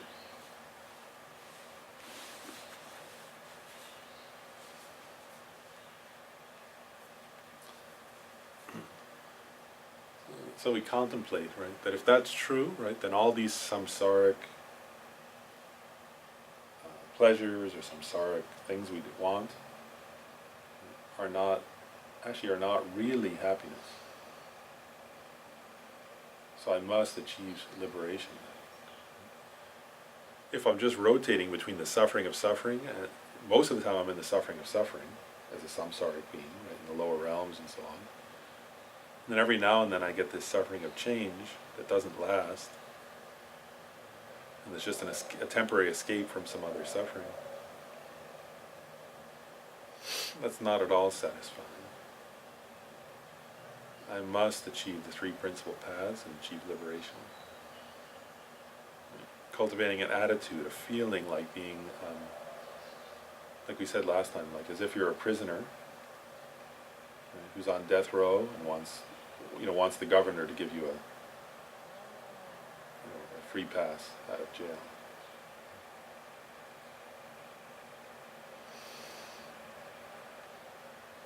Or another analogy you give is, it's like someone who's drowning, right? Wanting somebody to and you see somebody, you see the Buddha on the ground, on the land, holding a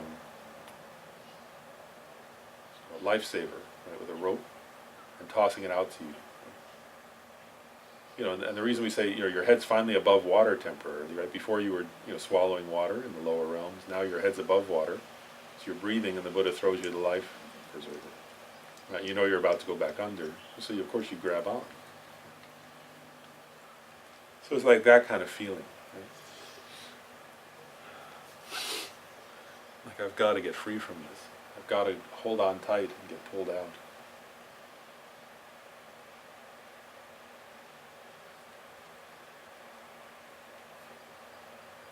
To remain in this cesspool of the suffering and the suffering of change, and not seek liberation is unbearable.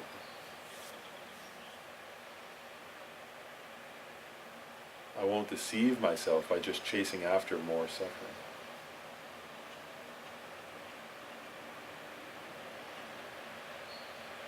Not when the life preserver of the three higher trainings is right there. The Buddha, by teaching, gave us an easy way to get pulled out of the suffering and the suffering of change.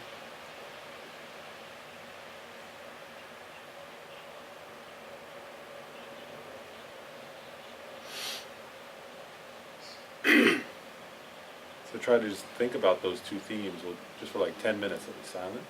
Think about the suffering of suffering and the suffering of change, until you develop that feeling of deeply wanting liberation, and then let your mind dwell in that. And if you lose it, then contemplate again until you give rise to the feeling of desperately wanting liberation, like a death row inmate wanting freedom, that mind of renunciation. And then just let your mind be familiar or dwell in that. Keep going, keep contemplating when you need to, and then dwell on it. So just we'll have like 10 minutes of quiet to contemplate. Just those are the first two types of suffering. So contemplating those two in conjunction.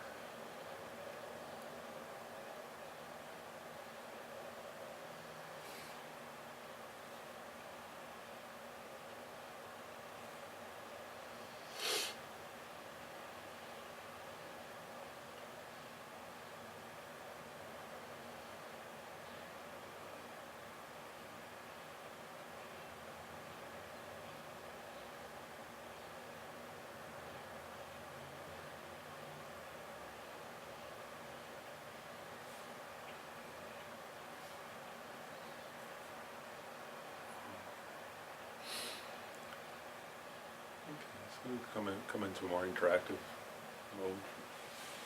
And last week we didn't do this. I wanted to do just a brief, at least one interactive exercise like we usually do. So here's what I want to ask people, just if we can, just for, not for very long, just like 10, 15 minutes, let's break up into groups of 2 or 3. Here's what I want to ask you to do. The suffering of suffering is obvious, so we don't need to discuss that really. It's pretty straightforward. But the suffering of change, what I want to ask you to do is, from your own contemplation, to pick one example that I didn't share, and not the one I just went through, right? One example of, in your own life, of the suffering of change. I mean, actually your whole life is filled with it, so it's not hard to do, but to make sure you get it, so share it with somebody else and let them give you feedback. Does that make sense? Of like how to look at it? Because I want to make sure you can contemplate it. This is like, the reason to share it is to make sure you're contemplating it in a way that makes sense to you. So by saying it out loud, it sort of will help you hear it. Does that make sense? So think of something that you ordinarily would say, oh wow, this is what I like, or oh, that makes me happy. And then just analyze it from the Buddha's perspective, from this perspective. It's not really the Buddhist perspective, it's just analyze it and see, is that, or is, sorry, say it, does it lead to a happiness that lasts or not? And does it even lead to a happiness that's genuinely and purely an uncontaminated way happiness? Or is it, reasonably labeled happiness, but it actually becomes suffering by itself? Does that make sense? Or you can eventually see that it's suffering, even if, but at first it doesn't look like suffering, but if you continue it, does it become obvious or not? So just analyze it in your own experience and check. And what I want to do is then have a little discussion about that to make sure people are clear on it. So break up into groups of 2 or 3, just to share back and forth. Does that make sense? Actually, since we have 6 people, why don't we do groups of 2? Maybe that's better, so that way everybody can share it easily and we won't take too long. Body of pristine, luminous light of 5 colors, purifying all our negative karma, obscurations, illnesses, problems, and granting us all the realizations of the path, in particular the realization of renunciation.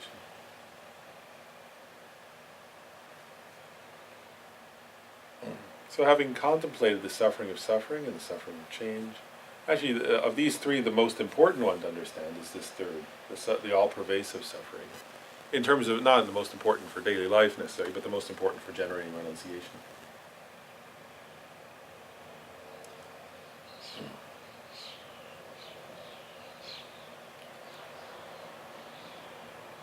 And so sometimes it's called the pervasive suffering, or sometimes it's called the pervasive suffering of the compounded aggregates. But anyway, and this is of the three, this is the only analysis that's totally unique to Buddhism. The other two are actually shared with non-Buddhist traditions. So in this contemplation, we have to actually think, right? What does this mean actually? So what this suffering is that simply having aggregates, right, which means in our case a body and a mind, right, that are conditioned by ignorance and afflictive emotions, and and karma, is in the nature of suffering itself. So it means as long as we have this kind of body and mind, we're within this all-pervasive suffering, within this suffering of samsara. So to really understand this one, we have to we have to contemplate a little bit, right? That what this is saying, right, is this body right here. Right? So you each think, this body, right, and this mind are samsara, right? Which means they arose. I took birth. I entered my mother's womb. Right? Actually, if we think of we could use the 12 links of dependent origination to sort of understand this. Right? In other words, that in my previous lifetime, when I was dying, I had craving and grasping. So, and I was grasping at life, grasping at things, grasping at existence. At existing. And as I died with grasping, I believed, right, that grasping was grounded in ignorance. So in other words, I believed that I was independently existent, truly existent, inherently existent. So that there was an I existing on that previous body and mind. So I believed that I existed and that it was my body. And so as I died, I was grasping, actually. I may have been grasping other things too, but one of the things I was grasping at was myself of me, my sense of I, and the sense of this body and mind being me, or mine. Right? And so as I was dying, I felt I was losing something. Right? And so because I believed in an independent, truly existent, sort of solid I and mine, then as I died, that grasping got, the first craving and then grasping got stronger and stronger, more and more intense, right? And so I died grasping at I exist, I want to exist. This is mine, this is me. And that kind of ignorance, grasping at an inherently existent, independent, truly existent I and mine, right, activated that link of becoming, which is like activated karma to ripen.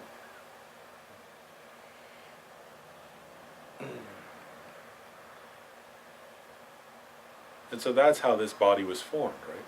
By ignorance, grasping at a truly existent me, I, by afflictive emotion, another afflictive emotion, craving and grasping, let's say. And then those activated a karmic imprint, which then led to the next rebirth, this body and mind that you're sitting in right now, that we're each here in. So this body and mind were literally like created by those afflictive emotions and karma. And so something created by afflicted emotions and karma is by its very nature samsara, is by its very nature suffering. And it will give rise to the other two kinds of suffering. Right? So the suffering and the suffering of change arise from having these kinds of body and mind, an unenlightened body and mind.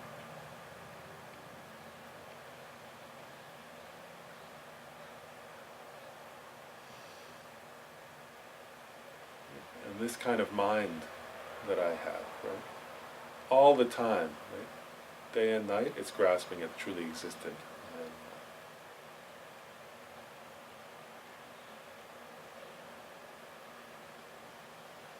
So as long as that ignorance is there,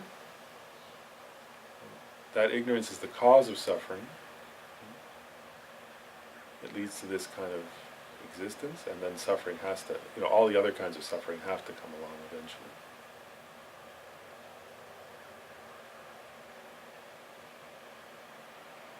And if I don't destroy that ignorance, grasping at independent I and mind,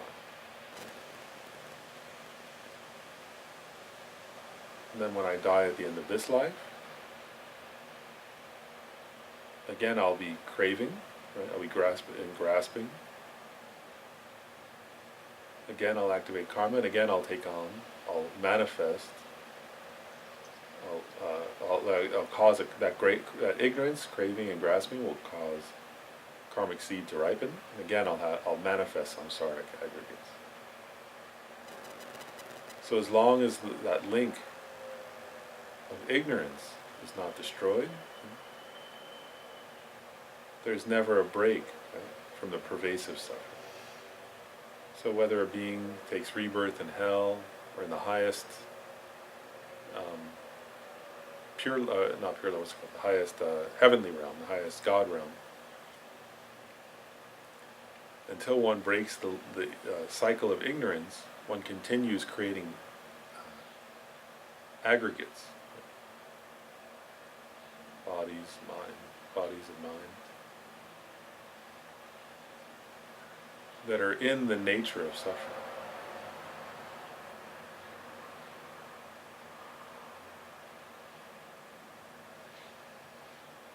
So just contemplate that, right? So you think of your own body, your own mind.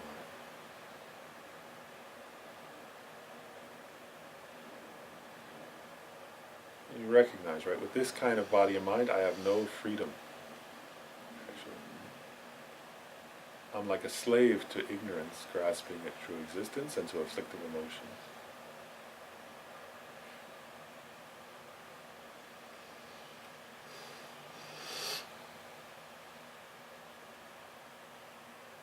With this kind of body and mind, right, automatically it's so easy to give rise to craving, to anger, to jealousy, to fear, to pride,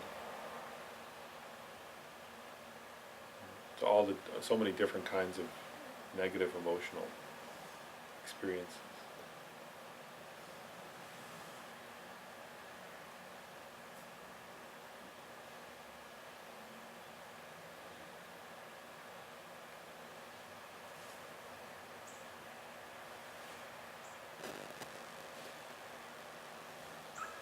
Even if somehow I create a lot of good karma and take rebirth in a blissful place, or even in one of the former formless realms, right?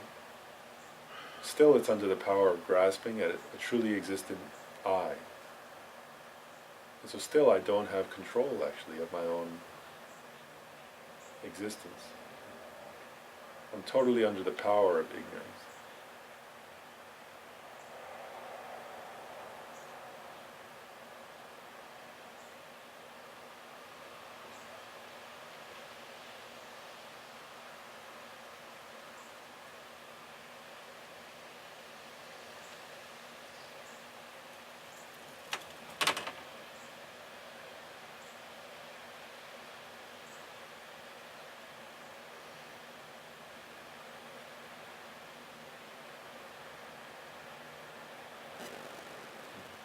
In this case, actually, with the all-pervasive suffering, then even until I've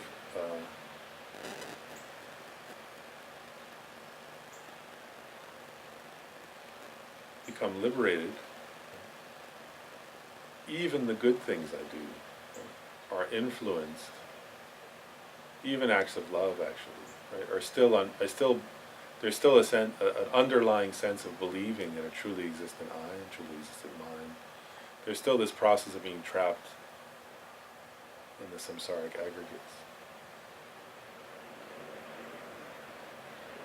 So if you understand what the meaning of this all-pervasive suffering, right, of having samsaric aggregates controlled by ignorance,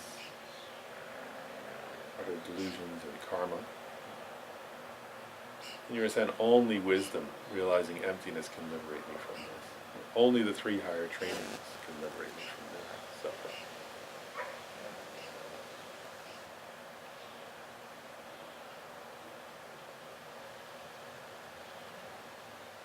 Without wisdom, understanding the ultimate nature of things, I have been trapped in this pervasive suffering since beginningless time. And until I generate wisdom, understanding emptiness, that's its antidote, I'll remain trapped in this all-pervasive suffering. So the real meaning of renunciation in Buddhism, of this middle scope of the Lam Rim, right, is generating the wish to be liberated from this all-pervasive suffering. Generating the heartfelt wish to engage in ethics, meditative concentration, and wisdom in order to destroy ignorance itself and be liberated from this pervasive suffering of having samsara, of being samsaric aggregates, of being trapped, the body and mind and the nature of samsara, of suffering.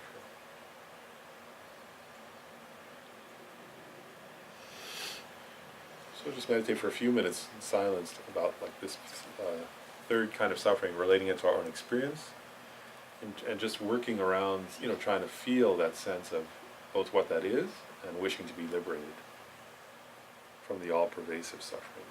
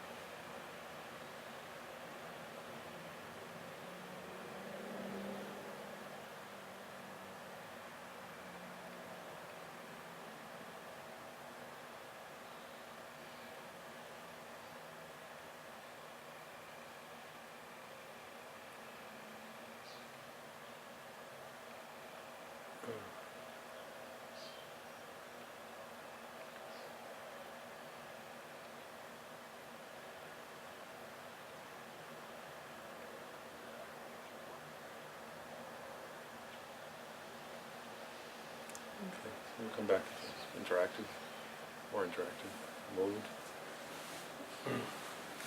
So are there any like comments or questions about this third type of suffering, the all-pervasive suffering?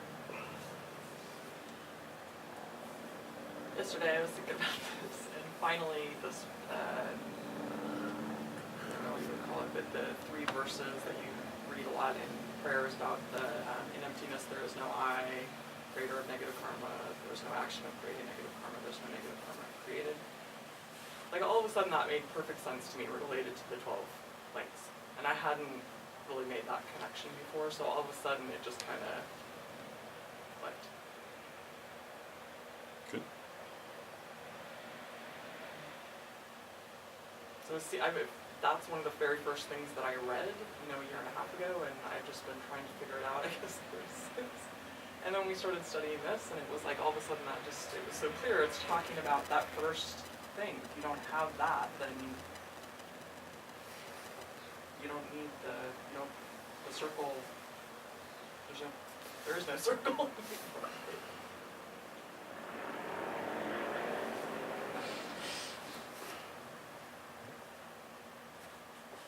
Yeah, so we have to stop the link of ignorance, right?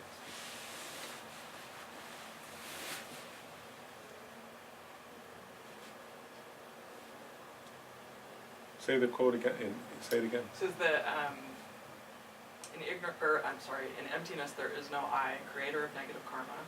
There is no action of creating negative karma. There is no negative karma created.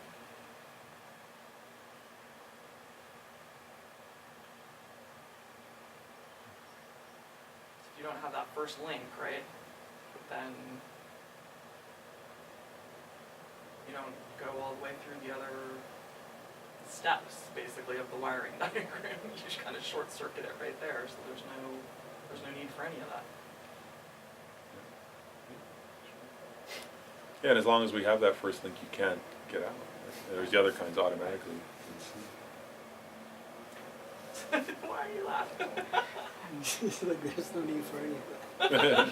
I mean, I know it's ridiculously not easy, but I mean, it seems so clear now, like just... Well, and that's the benefit of studying these things, Yeah. and then the other things.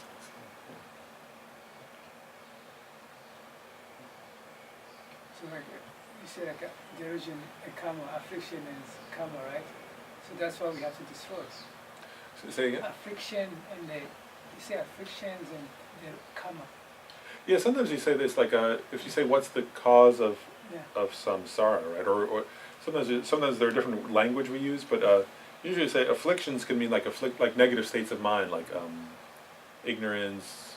The 3 afflictions, or 3 root afflictions, are ignorance, desire, and aversion. Let's say, right? Yeah. And then those motivate karma, right? Okay. So the actions. Yeah. So sometimes you could say both of those are. So you eliminate them at the same time, because you eliminate them at the same time, because when you eliminate afflictions, then no karma. Yeah, so I guess the issue would be this, should I say this the right way, like, if you, so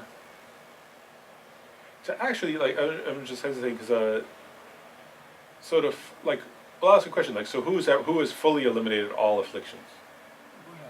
A Buddha, or also Arhats, right? Arhats also, like, in other words, foe destroyers, who are not Buddhas, but they don't, if they're totally liberated from samsara, right, that's an Arhat, then they have no more they've destroyed all the afflictions, right? Yeah. And so then they don't create any, they can't create any karma for suffering. Right? Yeah, so that's right. Okay. Yeah, so anybody, either a Buddha, actually the beings who have achieved the complete destruction of all the afflictive emotions, one is a Buddha, right? Actually, there are numerous ones. There's a Buddha, there's a Arhat, then there's a Buddha's a kind of Arhat, but they sometimes say the Arhats, like at the time of the Buddha, there were those Arhats around him who had achieved liberation.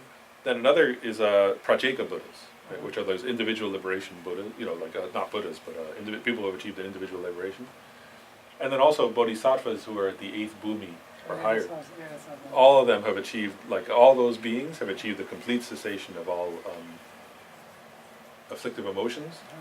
And so then, they can't create. So So then, before you reach a bhumis, then the bodhisattvas and the other bhumis, then they still have, They still have the pervasive suffering. but they don't have afflictions and Yeah, they do have afflictions. a karma. Yeah, yeah. The issue is after somebody's seen emptiness directly, Yeah. they're not yet any longer creating what's the word? They're not any longer creating the kinds of karma that lead to further more samsaric rebirths. Mhm. But they are creating still karma because they still do have afflictive emotion. So they still have the delusion karma too. Is that because they still have contaminated aggregates? Yeah, they still have contaminated aggregates, and also they still have actually afflictive emotions. So there are many stories. Like Kensei Rinpoche sometimes give the example of there could be an Arya Bodhisattva who still has who's not yet at the 8th bhumi, who could still have desire, for example. Yeah. So then that means, so then 12 is different origination, then that means that it's not just the ignorance, there's other more ignorance you have to destroy. The issue is that at that point, right? So I say an Arya Bodhisattva. Actually, though, it's a little different. Like they still have karma from before, Yeah. right? Before they saw emptiness Uh-huh. directly, but sometimes what the teachings say is that at that point the person, is never separated from bodhicitta, right? Yeah. So it means even when they're dying, actually, they die with bodhicitta. So it's a little bit different process at that point. In other words, they are still within samsara, that's Yeah. true. But their process, they don't any longer die with that strong sense of craving and grasping. At that point, they die with the wish to be of benefit to others. And so it activates positive karma, and then they take rebirth in different places within samsara and benefit others. So they don't die with that sense. In terms of the 12 links, they still have ignorance. Yeah. But it was because they haven't fully destroyed that link, right? There is because they're not an arhat yet. But they die with bodhicitta motivation, and so they activate positive karma, and then they took rebirth, in different ways to benefit others. Yeah. So it's a little different. They're still not free from samsara at that point. Yeah. So what about arhats then? Arhats don't.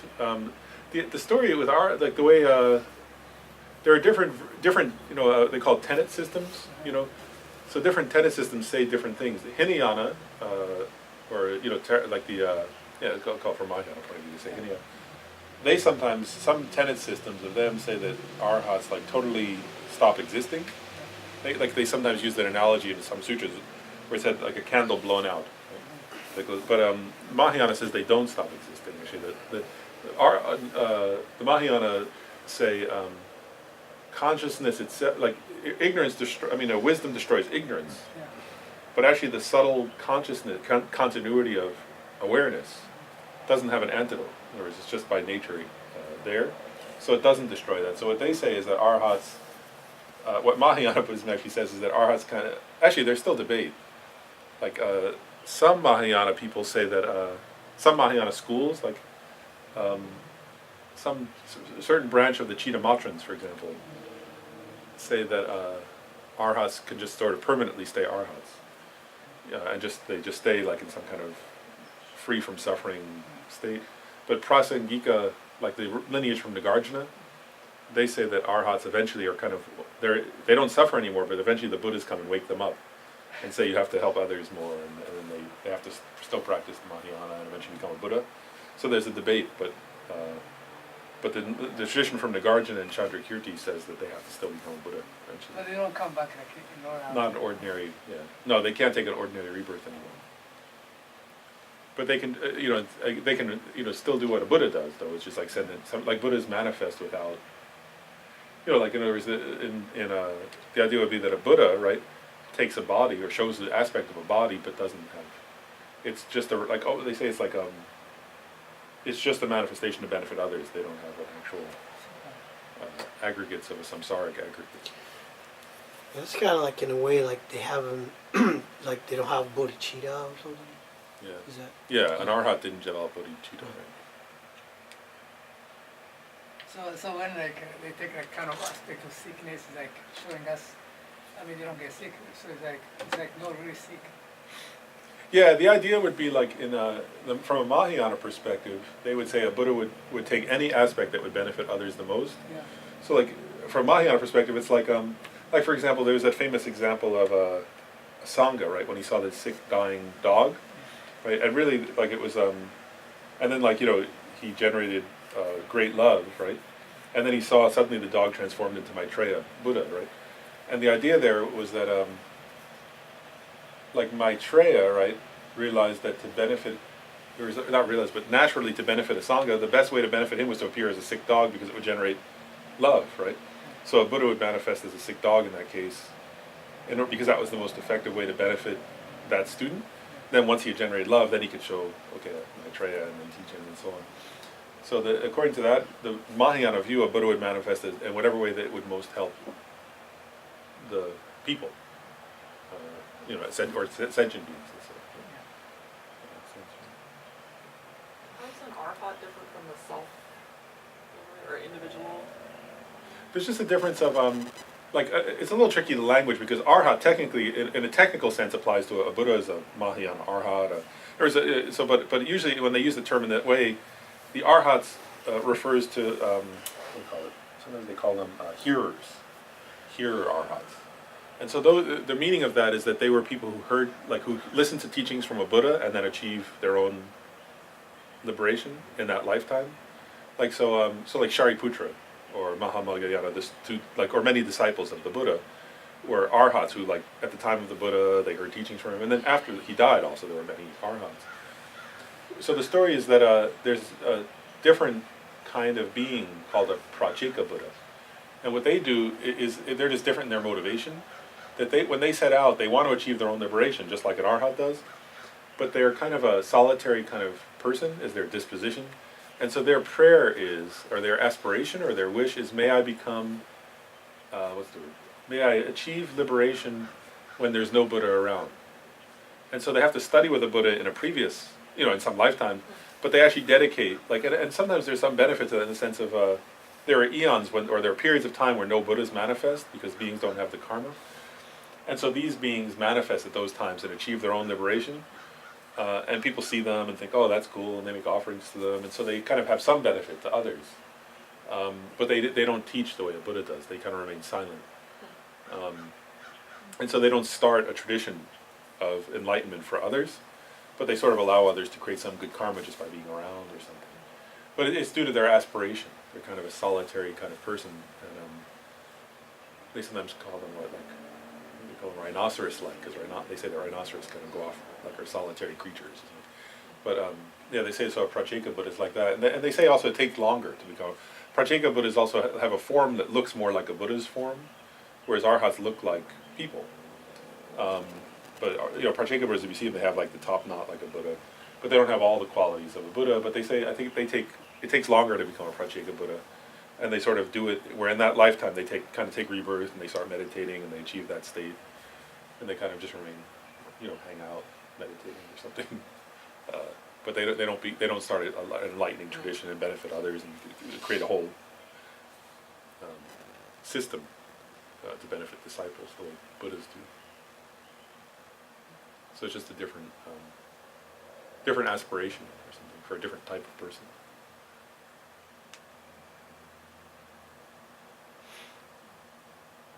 So actually, I want to ask you guys a question. So in this thing of the third type of suffering, we said the pervasive suffering of contaminated aggregates, right? So actually, I want to ask, so usually like the Buddha, I was saying of body and mind to make it simple, right? But actually, so what are the five, usually Buddha talks about 5 aggregates, right? In the Heart Sutra, it lists them. So I just want to ask, does anybody remember what's the 5 aggregates? One's body and 4 are mind. Yeah, so one is body, so it's the form aggregate, right? And what are the 4 of mind? Do people remember? There are 4 other aggregates. Feeling. Yeah, is it discrimination? Compositional factors or something. Yeah, feeling. So discrimination, compositional factors, and there's one more. Consciousness, yeah. So people remember that those are like the Buddha, when the Buddha talked about a sentient being, a creature, he talked about 5 aggregates, right? So form, which is the body. Feeling, which in this case doesn't mean means what we were talking about in terms of the 12 links is the same. It's the feeling in this case means pleasure, displeasure, or neutral, right? It's that kind of feeling. Discrimination, what is the aggregate of discrimination? What does that mean? good, bad, neutral. No. This is, What's that? this, that. Yeah. Discrimination means being able to it's just the aggregate. It's our mental. It's the part of the mind that can identify that's a chair, which is different than the table. Which is different than a table, which is different than the floor, which is different than a person. Or is that it's that ability of the mind to discriminate things, or to tell that's yellow, that's magenta.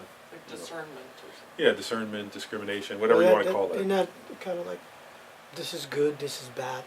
It could be that, but it's more generally like it's even like being able to discriminate like a sound from a visual thing, you know, or it's being able to like discriminate a word from music, being able to discriminate. So it's not necessarily good or bad. It's even being able to tell like one color from another. It's this ability of the mind to make distinctions. Let's call it. It's like sort of your mind being able to process what you're seeing or hearing, or to cognize actually what's occurring. Although it's not as complicated. It's just the ability to discriminate. Then there are because once you start to get into more complicated cognitions, it can become a different aggregate. That becomes because let me say that's compositional. You start to get into compositional factors, which is like which are all the parts of the mind that are not feeling or discrimination or consciousness. Right? Consciousness is just bare awareness. Discrimination is that when you have that bare awareness, but you're also able to tell the difference between things. But then compositional factors includes, for example, if you're angry, right? Whereas anger is not just discrimination of like, that's Gabe and that's a table, right? It's some kind of emotional state of saying, oh, I'm mad at Gabe about this and this and this, and sort of, creating all those kind of elaborations of thoughts and feelings about something. That would be considered, that's part of the aggregate of compositional factors, right? So it's those aspects of the mind, right? Like for example, loving kindness would also be a compositional factor. Right? So you say the two, they are not, right? You say feelings and discrimination. Are different, yeah. So, how come feeling is different? So feeling is just if you feel, do you feel pleasure, displeasure, or neutral, right? Okay. But that's different from discriminating between, like this is a, this is a cushion, that's the floor. Okay. So those are two different things. One is the ability to discriminate, and then the other is like, I don't, like if I say that, like let's say first I can discriminate, that's the floor and that's the cushion. Yeah. And then if I have a feeling of, I don't like that cushion, right? Some feeling of aversion, Yeah. like it's not a nice cushion. Those are two different things, right? Is the compositional factor like the story you could weave around that in terms of Yeah, that would be included craziness in, that could ensue? that would be included in, that would be included in compositional factors. Like, so all the kind of elaborations that we make up, those are all part of compositional factors. Yeah. And then consciousness, there's eye consciousness, ear consciousness, nose consciousness, taste consciousness, and mental consciousness, right? Because it's anything you can be aware, it's an awareness, right? So we can be aware of visual stimuli, of a sound, of a smell, or of a thought, right? Those are all, so it's different. So I was thinking actually, so I asked that question, but now I said last time we would do a little quiz. I So knew do it people was have coming. Man. I didn't print them out, but do people have I brought out the pens in case, if anybody doesn't have a pen, you can go, and do people have a piece of paper, or there's paper in the back? If anybody doesn't have paper, there's paper. I'm going to ask, this is not like, I'm not going to grade them, but I think it's just useful for people to see, or for yourself. Does that make sense? That's why I'm doing it. It's more for you to get a sense of the content of this module. But for people who are taking it for, what's the word, like for completion certificate, if you're not taking it for, See, because before he said, I'll give you this only if you're looking for that. yeah, this paper. Can I ask you a question? Yeah. What's the relationship between consciousness and the other four skandhas? Because the other four skandhas is something that you work with eliminating in the sense of when you get to negating the I, those become like a bodhisattva does not have those because you have conquered those aspects, but you still have the consciousness. So isn't the mind as part of the skandhas, but at the same time is really what you use to conquer the negative aspects? Actually, a bodhisattva does have, a bodhisattva does have the other aggregates. They still have feelings, for example. But do you mean like a bodhisattva who's not yet a Buddha, right? Because they still have feeling and discrimination. They can No, still, like, no, I'm talking about an enlightened being. oh, like a Buddha, you mean? Right. So, in the case of a Buddha,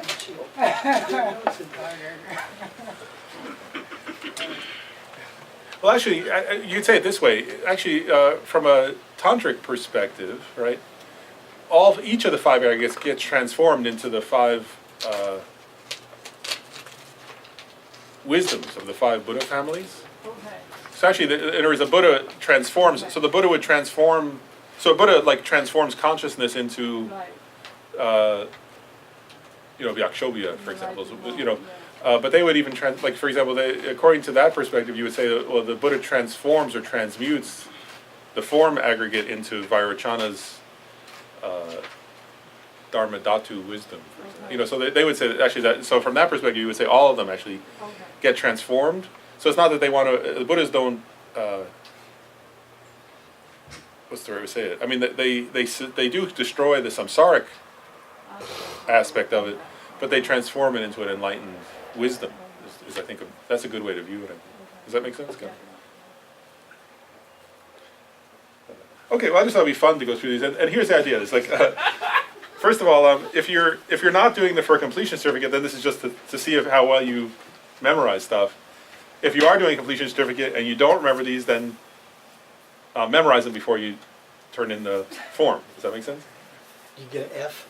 Yeah, that's no F, but you just have to. In other words, like, go back and memorize them, and once you've memorized them, then submit. I haven't done the reading yet, and so I Yes, just. that's okay. So can I just write down the questions? Yeah, and that's then- fine. Okay. But it's still, still for yourself, and see if you remember. See if so if you're doing the completion certificate, you're going to want to memorize them eventually before you hand it in. But even if you're not, it's just interesting to see. Some of them you will know. Some of them we just went over in the last 5 minutes. So you'll have to know. If you don't know that, that's a problem. I mean, that's not. But okay, so the first question: what are the 4 noble truths?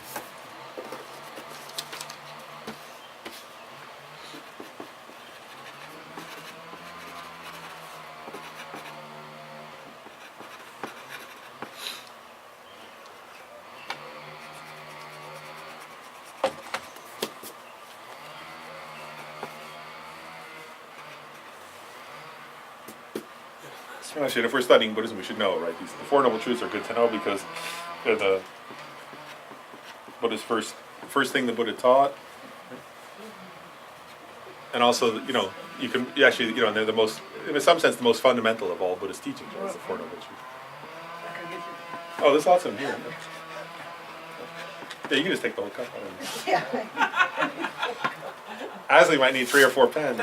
She's going to write really elaborate answers. I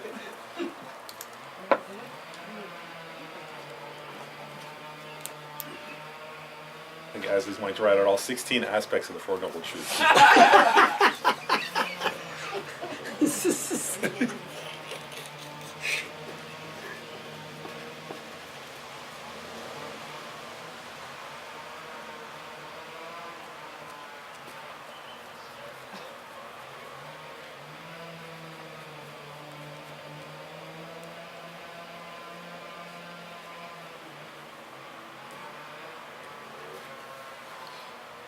And then, actually, I'll go through all the questions, and then we'll go back and review them and see, so that people make sure you know what the answers are.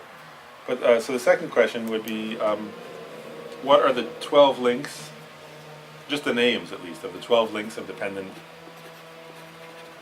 origination, dependent arising. And some of you may know all 12, but if you don't, then write down the ones you remember at least. Does that make sense? Because everybody should remember at least. I think everybody will remember at least 1 or 2 from what we've been talking about.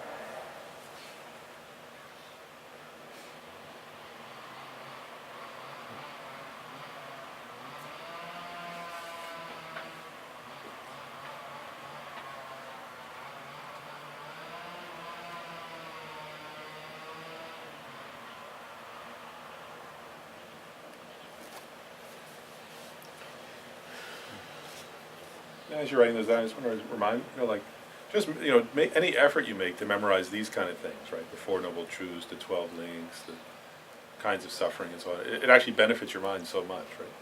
Because these are fundamental teachings, and it helps your meditation. Also, you just create merit just trying to memorize them.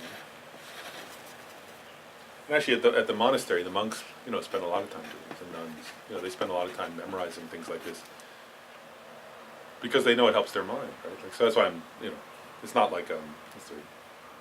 They don't do it because they don't have jobs. Yeah. But I was thinking also we're not, so we're not doing this like, what's the word? This is not. It's not like a math problem or something. We're not talking about like what's the word? Like Rote memorization. Yeah, it's not for rote memorization. It's to memorize in order to benefit your meditation.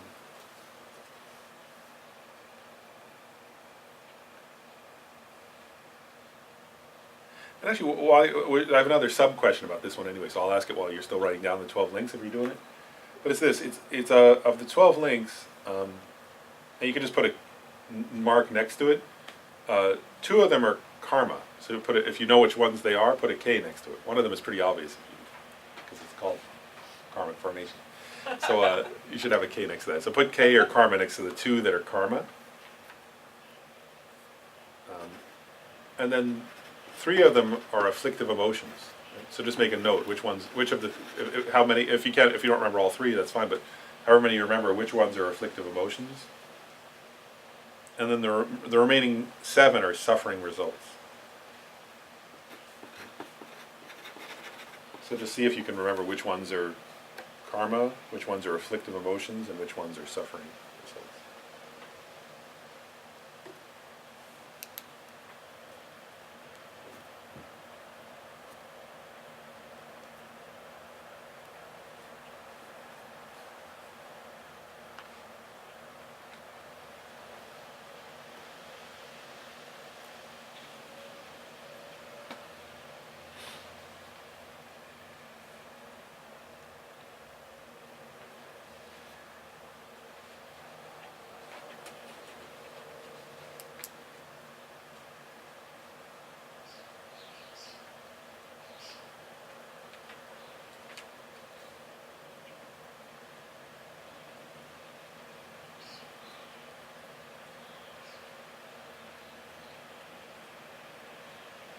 And then, so the first question was, what are the 4 Noble Truths? Second one, what are the 12 links, right?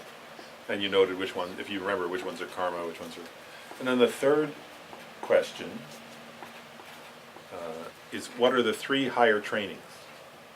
So list the 3 higher trainings. So we went over them a little while ago. I mentioned.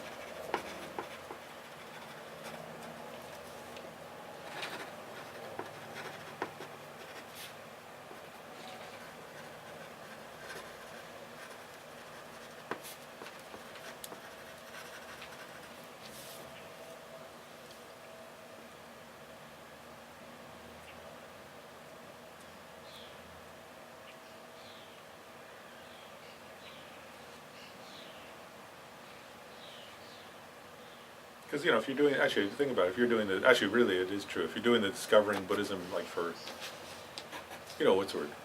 Like to complete it, really. And these are things by the end you should know, right? By the end of discovering Buddhism, you should know these. Because these are the fundamentals of Buddhism. It's not that you should know them right now, we're just studying them now, but I mean, by a year from now, it's important. If we're really trying to, what's the word? Familiarize ourselves with Buddhism, then this is part of that. But okay, then the next one I think everybody should know. So question number 4.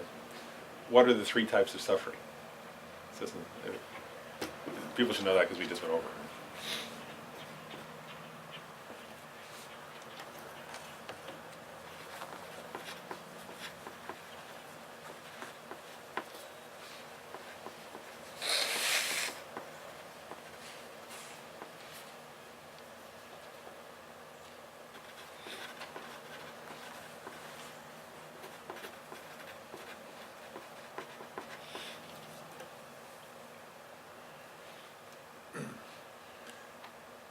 And then I was thinking, just like the last question is not it doesn't count. It's extra credit, I guess. Call it that. So the fifth question is an extra credit in case you missed one of the others. Okay, so you don't have to memorize this one, but it's just an extra Are they credit. all weighted equally?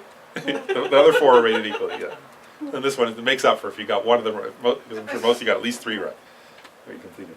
But the last one, the extra credit question is, what are the 6 kinds of suffering?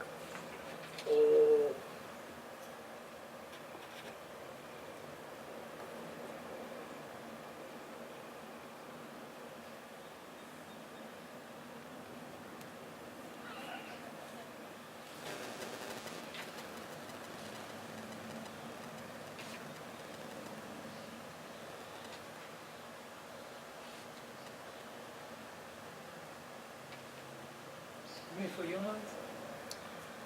The 6 kinds, let's see.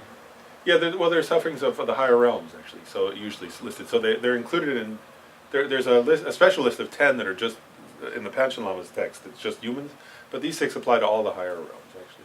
Okay. Yeah, so they No, so these, okay. it's not just humans. Okay. These are common to, like the demigods and the gods.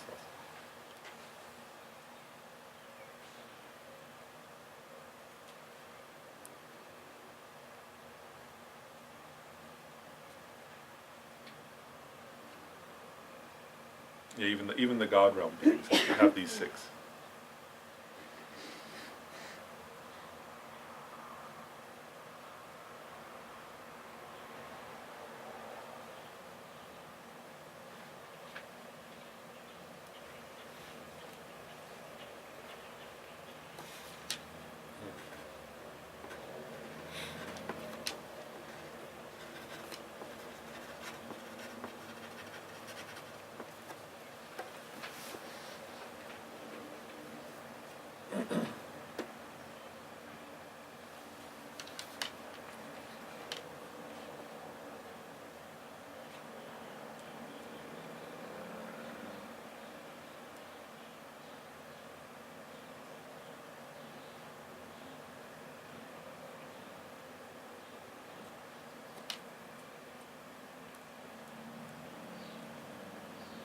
So is my supposition right that when Venerable George was here, would he have called on individual people and said, "What's the?" Is my He knew guess every correct? single person's name too. Wow, that's Yeah. impressive. He's good at that. Especially if you came in late. Oh. Whereas I'm lucky if I remember my own name. So. But he has a really good memory. Okay, but I won't call in individuals. I'll just ask the audience in general. I feel too self-conscious to ask them. Okay, so let's start with the first one. So, what are the 4 noble truths? Jen knows those. Oh, that there is suffering, that there are causes of suffering, that it can be stopped, so the cessation of suffering, and that there is a path, so the Eightfold Path. Okay. So next, the 12 links of dependent origination. That's why I went first. Nobody remembers that. Nobody remembers any of the 12 links, or nobody remembers all 12. I think I have some of them, but I'm not. No. Ignorance, actions, consciousness, even from 6 senses, contact, feeling, craving, grasping, becoming, but old age and death. Wow. Wow! Still got all 12. I got 6. I'm shocked. That I was got great, 6. So you got Wow, 6, you got 3, I know. okay. I gotta study that, man. Some people are memorizing different numbers, but okay. 12, that's great. I'm shocked. But so that's good, right? So those are the 12. Do you see how, like, if you memorize them, then you can meditate. If you don't memorize them, it's hard to meditate on, that's all. So that's, and it's useful, right? Because even if you're doing other meditations, like we were just doing on the pervasive, right? But then you start to think, well, okay, let's use that from the 12 links. It's clear how they function, right? So it helps with other meditations too. If you're meditating on bodhicitta also, right? When you start thinking of other suffering, if you understand those, you can apply it, right? At the time you're meditating on the compassion for other suffering, and then you see it in a different context when you understand the 12 links. And also when you meditate on emptiness, Nagarjuna at one point in, I think it's in his, I forget if it's like the Majjhimaka Karika, I think, he talks about, he meditates on the emptiness of the 12 links, right? So, whereas you can apply that to even meditation on emptiness, looking at dependent arising and understanding how, because they're interdependent, they're empty. Because they're empty, they can function as interdependent and so on. Okay. Which one? Okay, so of the 12 links, which ones are karma? Action becoming, becoming and Action. action. Okay. Yeah. Which ones are afflictive emotions, or kleshas, or affliction? I say Form, Is that form. Grasping, for sure. yeah, grasping, craving, craving, ignorance. ignorance? Yep, perfect. And then all the rest are suffering results, right? So birth, sickness, aging and death, and so on. Those are all suffering. Contact, feeling, all those. Those are all suffering results. What are the 3 higher trainings?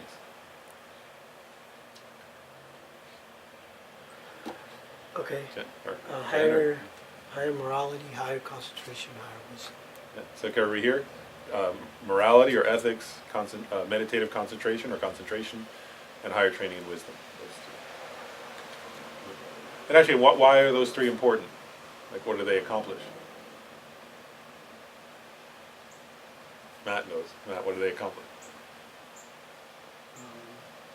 I can tell you know that. Like, why would people want to practice those 3 things: the higher training in ethics, concentration, and wisdom? Because they grant liberation, especially, right? Yeah. So it's part of the 6 paramitas, right? You can categorize the 6 paramitas into the Yeah. 3 higher trainings. So the 3 higher trainings are common. Like, so if whether you want to achieve the state of an arhat, individual liberation Buddha, or Prajeka Buddha, and or a fully enlightened Buddha, all 3 have to practice those 3 higher trainings. So so like an arhat doesn't practice the 6 perfections, but they achieve liberation through the 3 higher trainings. But bodhisattvas still have to practice 3 higher trainings, right? Because if you look at the 6 perfections, one of them is wisdom, right, which correlates to wisdom. One of them is meditative concentration, which correlates to concentration. And then the other 4 perfections would constitute parts of the bodhisattva's training in ethics, right? Their training, part of their ethics is broader than the ethics of Oh, I see what you're saying. arhat, who doesn't have to perfect generosity, for example. They're generous. An arhat's generous, but not in the way of bodhisattvas. They don't give away their head and their eyes over and over again, and their arms and their kingdoms and their, all that, like the bodhisattvas do. The next one, I think people will probably know. What are the 3 kinds of suffering? You're giving us the art. Jen's calling on you. Let me see, painful, change, and pervasive. Yeah. Perfect. And did anybody get the extra credit one? The 6 kinds of suffering?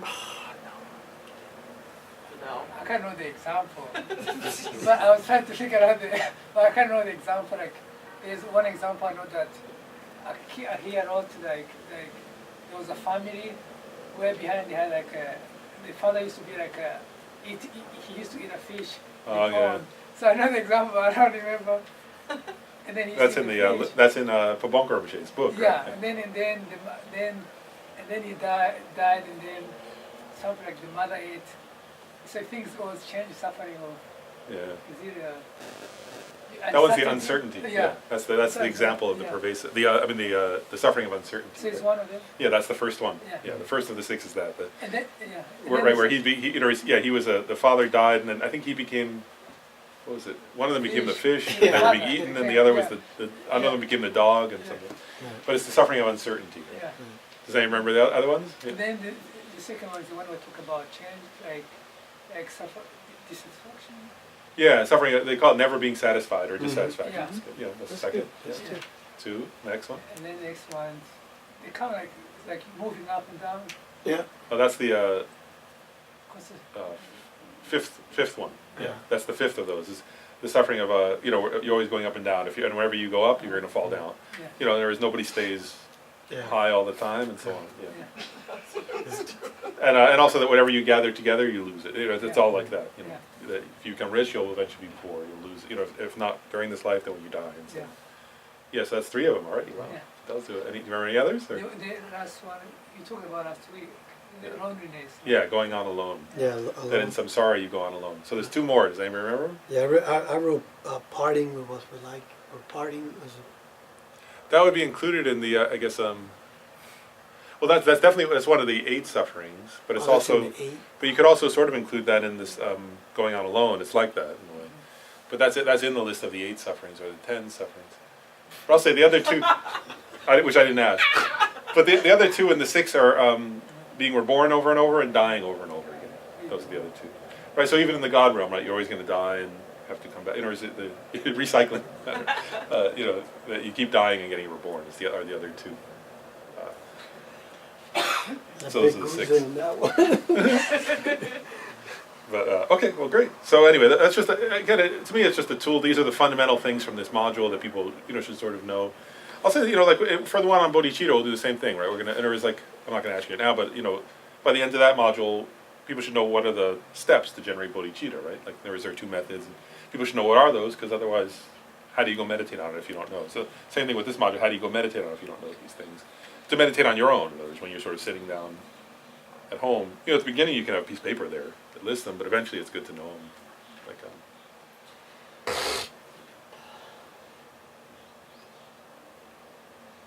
did I say that before? I'll just share a story about my own stupidity. One time when I kept bugging Ken Rinpoche to let me interview him to write a little biography in the back of the book that's coming out. And Rinpoche didn't really want me to interview him. I finally bugged him enough that he agreed. And so then I'm asking him, and he said, so when he entered the monastery as a little boy, they started teaching him what to memorize. His teacher said, okay, memorize these texts. So he said, so he memorized them. And so then I said, this is my stupidity. I said to Rinpoche, well, when did you finish the memorization phase and start your formal studies? And Rinpoche said, not yet, because I'm still memorizing. So if Ken Rinpoche is still trying to memorize like whole text, then we can slowly memorize things like these. I'm not saying like it's a rush, but to try gradually to memorize. It's not. It takes time and takes practice and all that. But I just thought, wow, Rinpoche, he made a good point. Right? He's still memorizing whole text, right? And you notice that when he comes up here, right? Like when we do the Lama Chopa, he doesn't need a book. But whatever puja you do, he rarely needs a book because he's memorized all the practices. So we can't memorize, maybe too hard to memorize the whole Lama Chopa, but then we can memorize the smaller lists. Let's see. Well, maybe what we should do, is, do you want to like stretch our legs for a couple minutes, and then we'll get out copies of the Sutra of Golden Light and read it, and then we'll do more meditation after that? Maybe that's a good order, because sort of give us a break in the middle of the afternoon. So let's take. Okay, so we'll do the 12. We'll meditate on the 12 links then.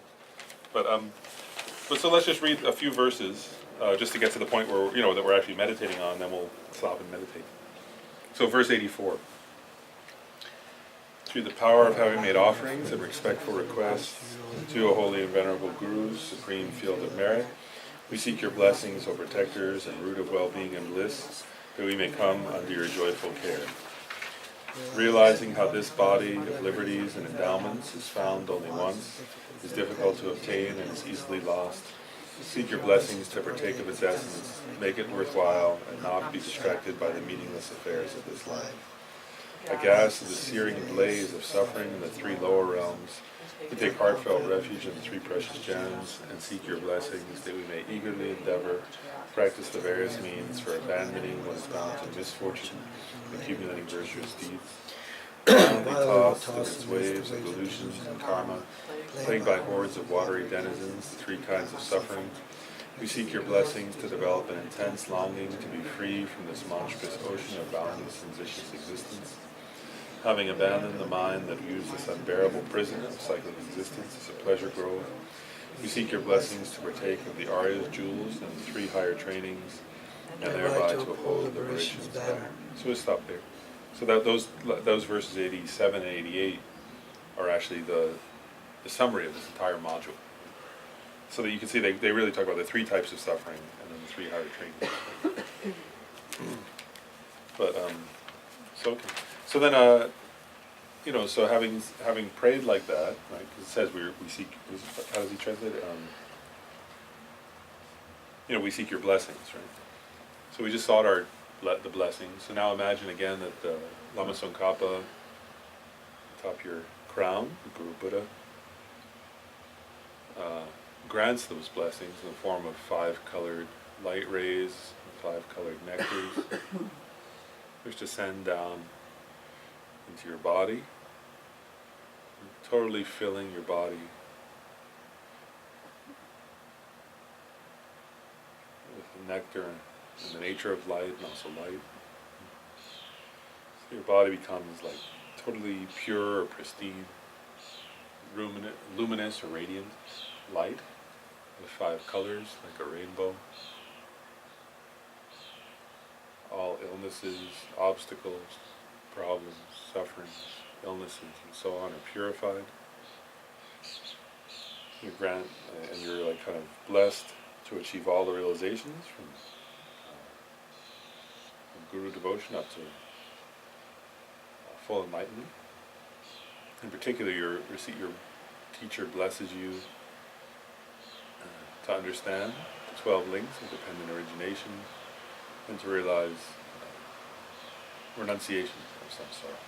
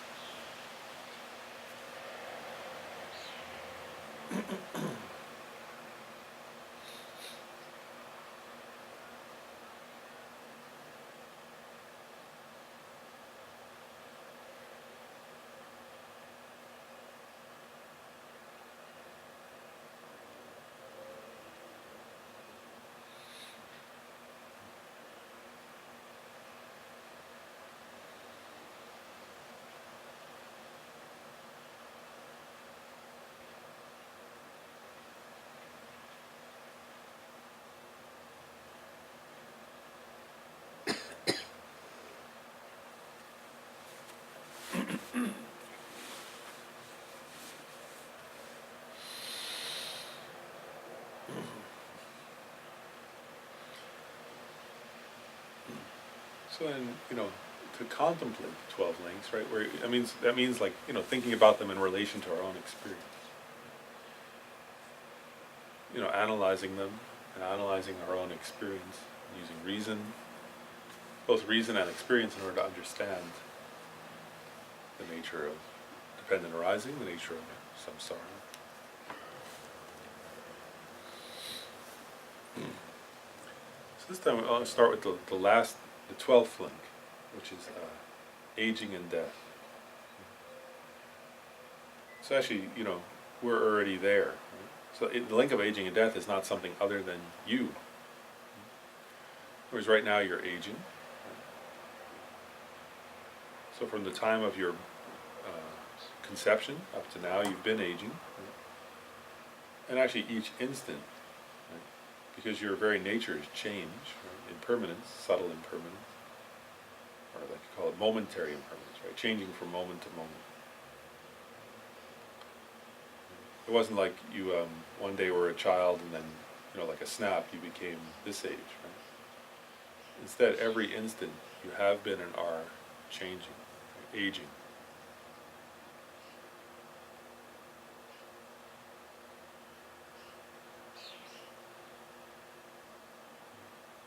So if you just like notice your own body and mind, right? This is aging.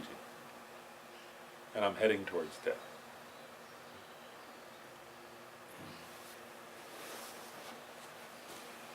And so I'm continually aging, and the only time I'll stop aging, that this life, this body and mind will stop aging, is when I die.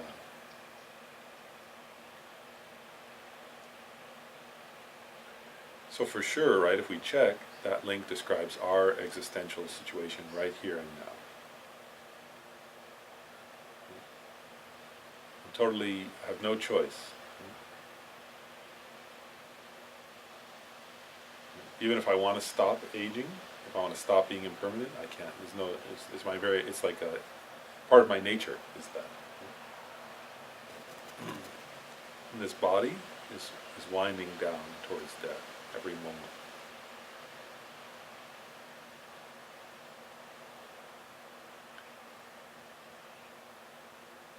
And so that's one of those 7 suffering results, right? Aging and death, right? Which is my experience.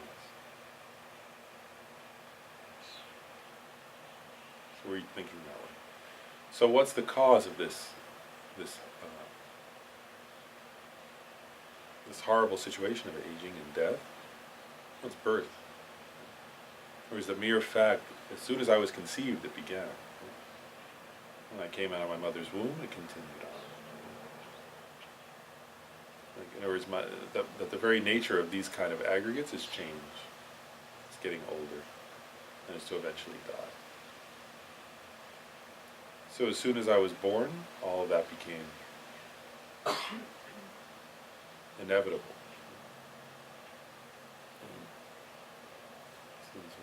Like, you know, like sometimes we may wonder what will be the cause of my death, right? Sometimes we say cause of death, like was it murder, or was it, you know, some heart disease, or some other illness, or, you know, some like a, you know, infectious disease, or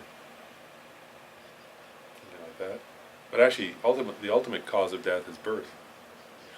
The mere fact that I was born ensures absolutely, with absolute certainty, I'll die. So we're going in reverse order there. Right? My current situation is aging, I'm headed towards death. The cause of that was my birth.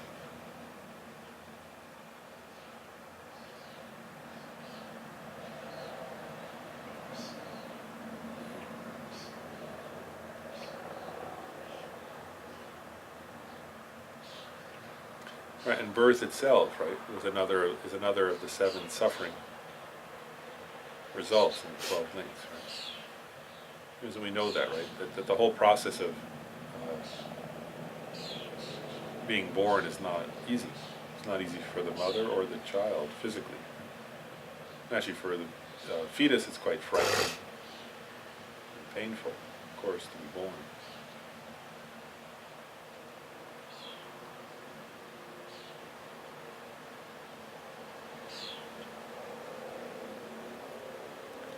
So if you ask, okay, so why was I born? Where, you know, how did that develop, right? What was the cause of that? So if we're going in the reverse order, we're tracing our existential situation backward. Well, I was born because of the becoming, or the ripening of karma, ripened karma. Because you know, some karma that was created in some past life, right? For sure it was a past life, because we're talking about how this birth came. Right?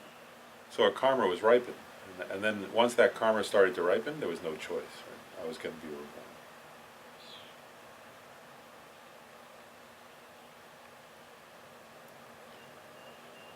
So what was it that ripened the karma that caused me to be reborn in this life? For sure it was in my last life. It was grasping. You know, grasping at my things, grasping at my own, you know, objects that I labeled mine, right? And then grasping at my own body and mind that I labeled mine. And grasping at my sense of I. So grasping at I, at my body, my mind, my relatives, my friends, my home, my stuff.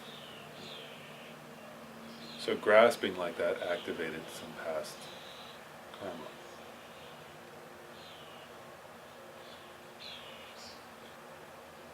So there are those 2 links, right? Craving and grasping.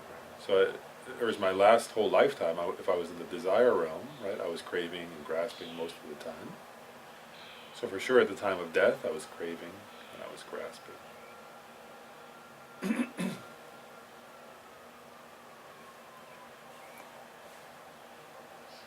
Especially as I was dying, grasping at my sense of I, mine, activated karma that led to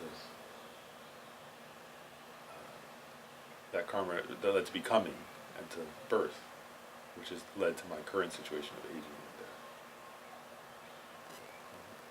So all through that process, right, I've been trapped. Even if I thought, oh, I don't want to grasp at anything, due to habituation, I couldn't stop myself.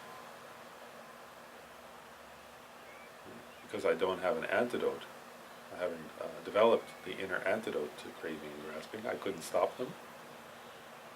And so I was stuck, cycling from death to birth, without any choice. You know, as I was dying, if I thought, I don't want to have pain, I don't want to grasp at I don't want to grasp at mine, just thinking I don't want to wasn't enough, right? Because I hadn't gotten enlightened. I hadn't practiced the 3 higher trainings. I hadn't realized that antidote to craving and grasping, and so craving and grasping arose. Because all these things arise due to causes and conditions, and if you don't actualize an antidote to those causes and conditions, then they just keep arising. So actually we can see by contemplating this that like prayer is not enough to stop 12 links of dependent origination. Just wishing it would stop is not enough to stop 12 links of dependent origination. These are like causal mechanisms that require, if you want to stop them, you have to create an effective antidote that actually stops them. But because in my last life I didn't create that antidote, then when I died, without any choice, right? And why did I grasp at I and at mine, at stuff? Well, it's because I grasped because I craved. Right? Why did I crave? Because I had feelings that were either pleasant or neutral or unpleasant. And with these kind of aggregates that I have and that I had in my last life, right, I'm totally out of control, right?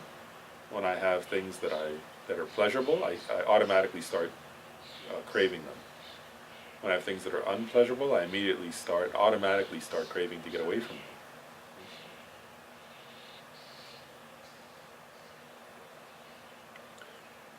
So without any choice, right? Even though, like, if I have unpleasant feelings, or if I did in my last life, and I wanted to just think, well, I just don't want to worry about it. I don't want to have unpleasant feelings. Still, they arise.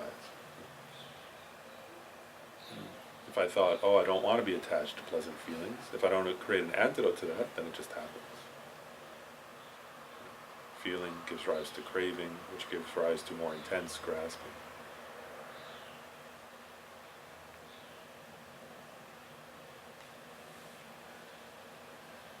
So I may ask, well, why does feeling have to arise then? You know, it's true, right? I can see from my own experience that when, you know, something unpleasant happens without choice, I start craving to get away from it. When something pleasant happens without wanting to, I immediately start craving, you know, just naturally out of habit, like craving for more. Especially, so why does feeling arise?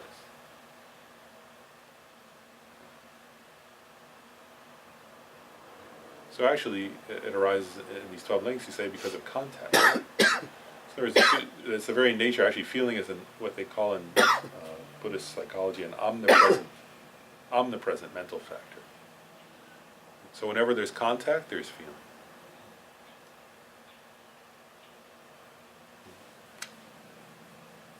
And contact arises because of the previous link, which are the senses, sense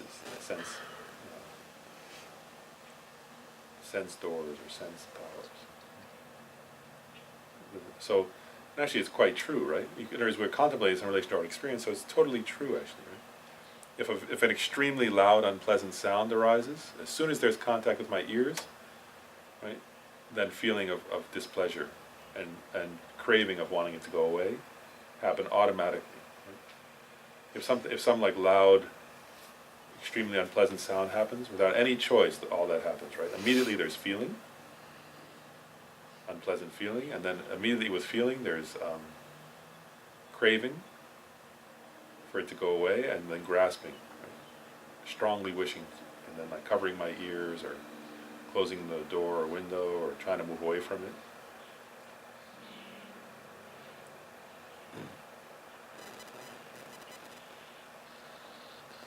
And the opposite also, right? If somebody comes up and starts saying very sweet words, some nice thing, then immediately there's a feeling, right, of pleasure, and then craving for more of that and grasping. The same with taste, right? If somebody if somebody hands you something and you take a taste of it and it's terrible, right? Automatically there's a feeling of displeasure, an unpleasant feeling, and then craving to get it out of your mouth or get away from that taste and grasping and so on. And the opposite also, if somebody gives you something very delicious, automatically there's feeling, craving, grasping. The same with visual sights too, right?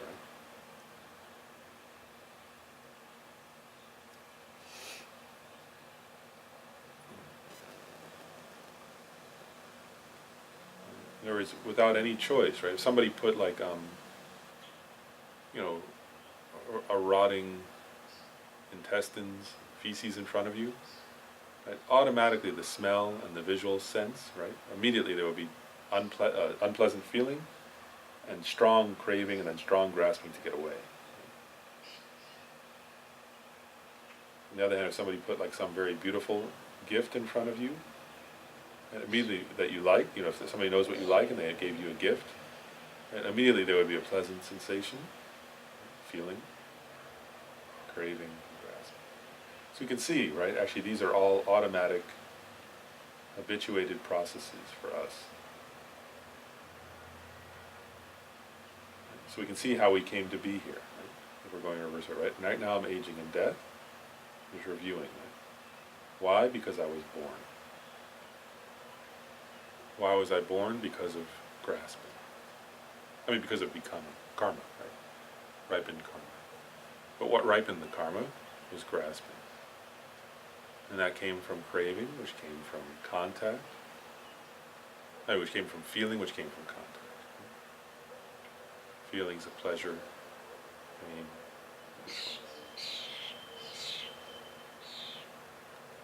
And it's very simple, right? Why do we have contact? Just because we have senses. Right?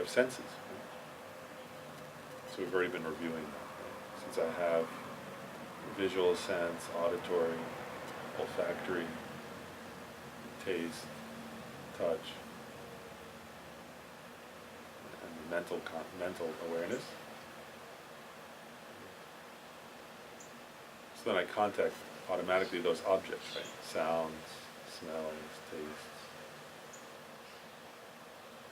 tactile feelings, and thoughts. And as soon as I contact those, automatically feelings arise, and craving, grasping.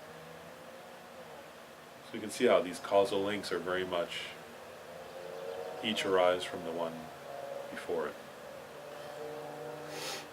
Even if you don't want them to arise, still they arise.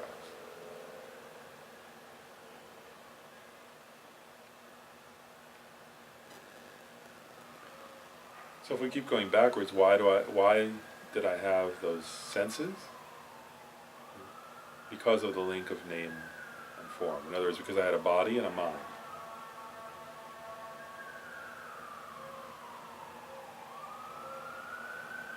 So once you take rebirth of the body and mind, you have senses.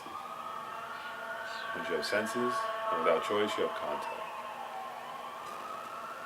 Once you have contact, without choice, you have feeling. Once you have feeling, without choice, you have craving and grasping.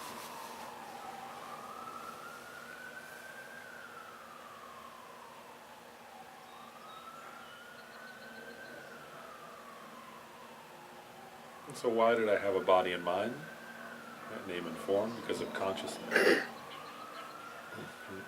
There was a karma that had been imprinted on the consciousness, and then that led to a resultant consciousness of that lifetime.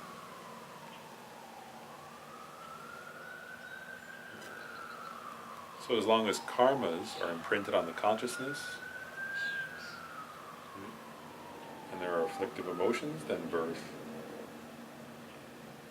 happens. One has body and mind, one has sense organs, and all these other things. All the other suffering results ensue just naturally.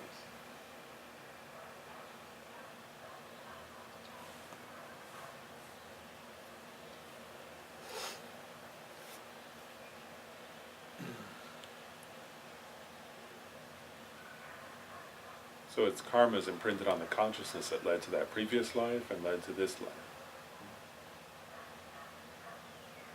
And those karmas just ripen because of the afflictive emotions, and I don't have any choice. I can't, just because I don't want negative karmas to ripen, if I pray, may they not ripen, that doesn't stop them. If I beg somebody, please don't let my negative karmas ripen, still they ripen. Doesn't matter.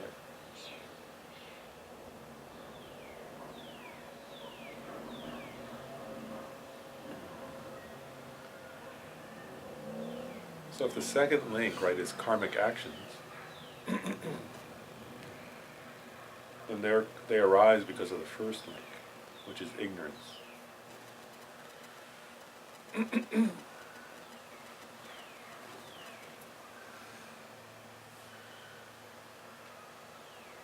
So now through my own contemplation, right, I can see, wow, all these suffering results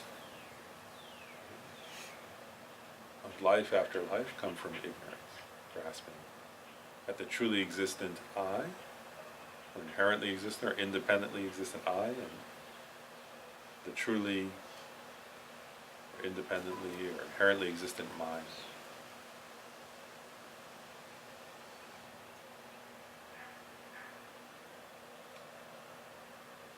And so we can actually see that, right? So to relate that to our experience, though, what does that mean, right? That ignorance leads to karmic actions. So actually we can see that quite easily, right? Whereas, like for example, the karmic action of anger. Right? Like, so why do I get angry at anybody? Actually, if I check my own experience, every time it's because I feel, right, that they harmed me or harmed some mind. Right? If somebody hit me or undermined my well-being or insulted me, right, then I get angry. Or somebody hurt, if I think they hurt my friend, or my brother, my sister, my mother, my country, right, whatever it is, right? Then I develop anger or hatred. Right? Oh, this person doesn't like me personally, or doesn't like my family, doesn't like my country. So because of believing that they're a truly existent other, and that this body or this family or this country or this whatever it is I'm identifying with, believing it's mine and they're other, right, then I become angry. And then I create karmic actions of aggression, harming others, harsh speech, even killing. All those arise because of believing in a truly existent, independent, ultimately real I and mind. The same with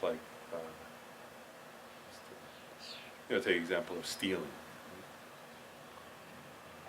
I believe, in a truly existent me that wants this truly existent other thing.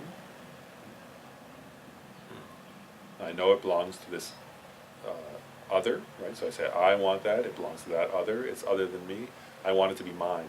Right? And then we take it without permission, and then we say, now it's mine. Right? That's actually stealing. So we feel there's this independent me, independent other. I'll be happy if I get that. Right? When I take it, and I think now it's mine. So it's all, you can't steal without this idea of truly existent I.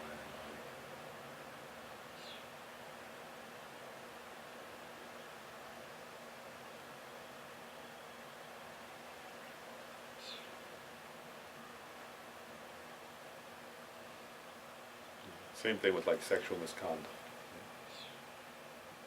And so someone feels I'm a truly existent me, right? Then there's this truly existent other, right? And I want to have them.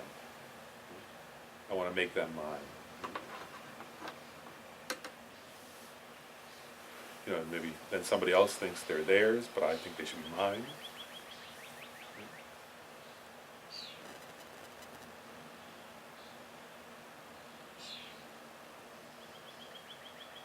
Same with pride, right?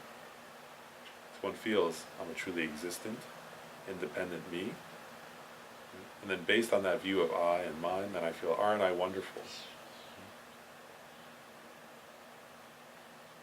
Actually, low self-esteem, same thing, right? Whereas one feels like I'm a truly existent me, look how terrible I am.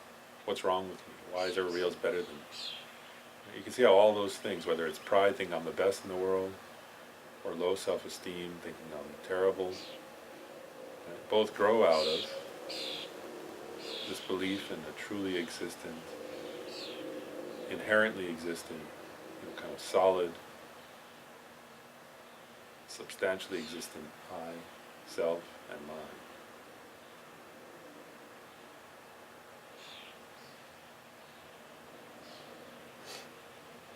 So even if you're going feeling sometimes, oh, I'm so bad, that's a karmic action, it's because of that.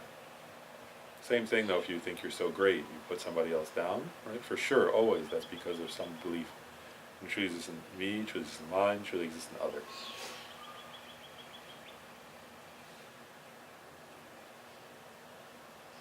So actually, if we analyze, right, always we're giving rise to actions based on this idea of a truly existent, solid me, solid and truly existent mind, and also oftentimes in relation to truly existent other.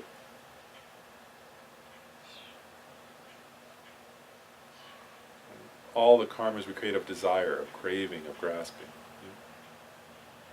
It's this idea of this is truly existent me, and I want to appropriate something I think is other than me, right? And then I'll think, oh, it's mine. I want to make that mine.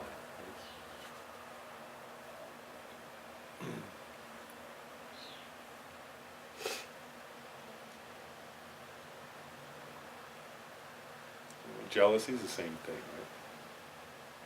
We feel there's this solid, independent me over here. There's some solid, independent other who has what I wish was mine. Right? So I'm jealous of them. I wish I could have what they have. I feel upset with them for having what I wish I had because I then don't feel enough. Right? For sure, always grounded in this sense of the independent I.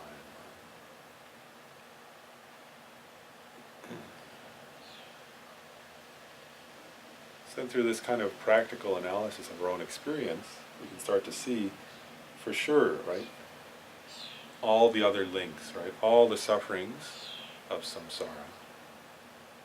You know, even the all-pervasive one of having a, you know, all the gross sufferings of samsara arise from that independent, that ignorance. All the heavy, you know, suffering of suffering. Also, all the suffering of change arise from that. And even the all-pervasive suffering, right, arises from that. Right? Having an unenlightened body and mind, right, come from ignorance that leads to afflictive emotions and karma. So we start to get a sense of our true inner enemy, right? The true cause of all our suffering is this ignorance that's in our own mind, that's always grasping at a truly existent I, truly existent mind, truly existent others. You see from your own experience for sure then, you give, you know, because of that ignorance, which has been there since beginningless time, because of cherishing that ignorance in your heart, and believing in it, out of habit, it appears that way to you, and then you believe that ignorance, then I give rise to all these different afflictive emotions. Give rise to every kind of negative karma.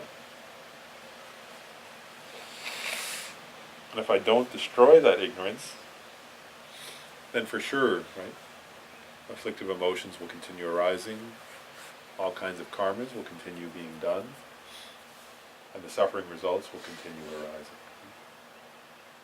So I absolutely must destroy that link of ignorance.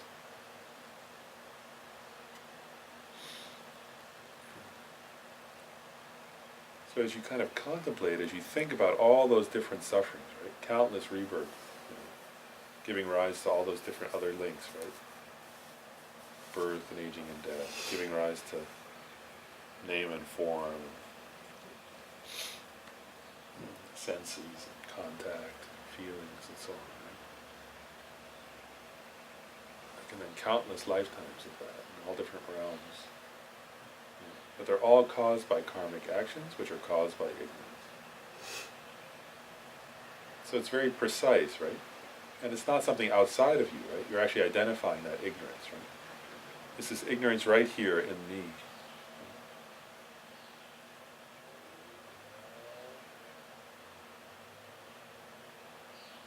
So like right now, if somebody were to come come by where you're sitting and start to take away your wallet and your keys, or all your stuff that's with you.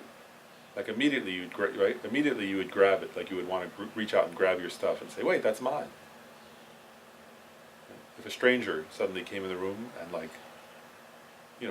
walked slowly over and started to pick up your stuff, right, and then walk away with it, immediately a feeling would arise, right? You can actually sense it in your chest, right, or in your stomach, in your body, right?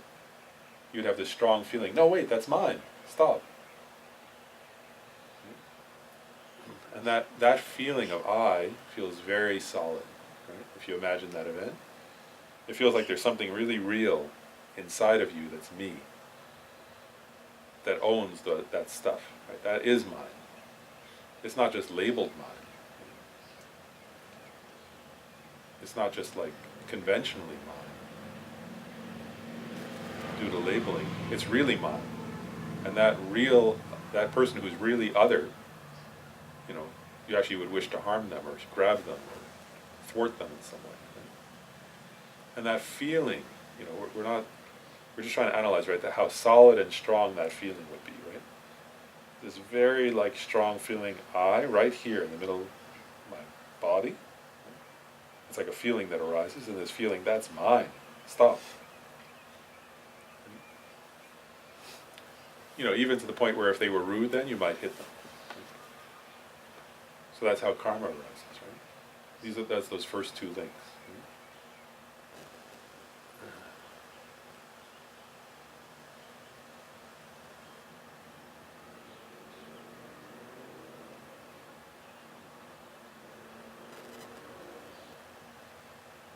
And so the issue is that feeling, right? That view. So first of all, that feeling in the chest, right? Of a very solid me that seems like really real, solid, like a rock. It actually feels more solid than a mountain. Actually, because mountains can be sort of chipped away at. But that feels even more solid in some way. If you imagine somebody harming you.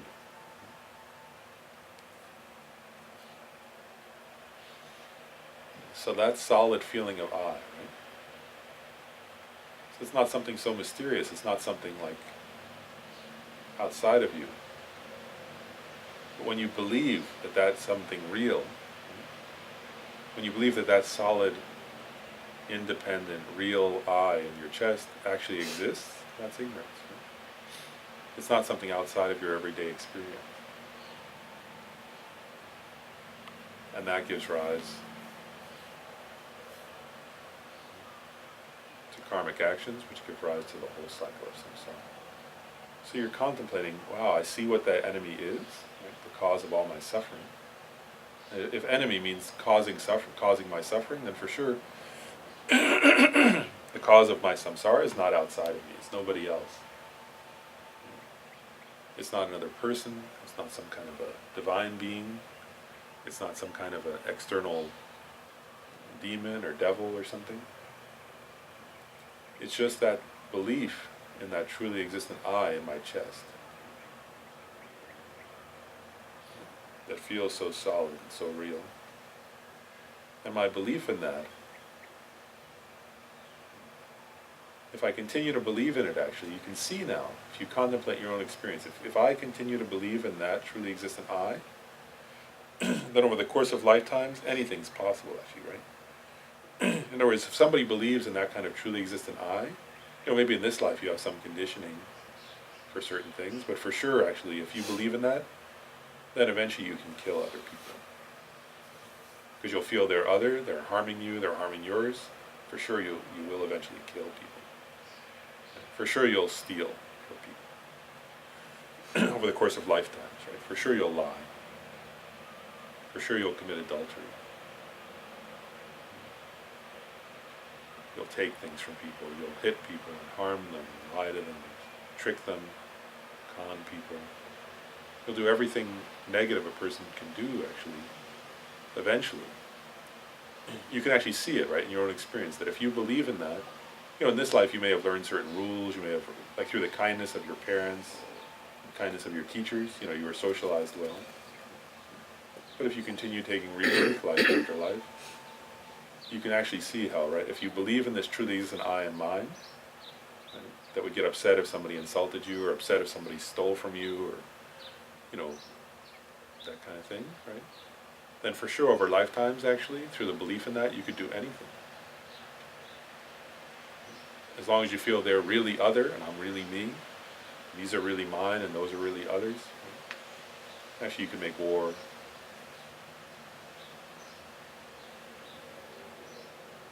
So that inner enemy, that ignorance, is extremely dangerous.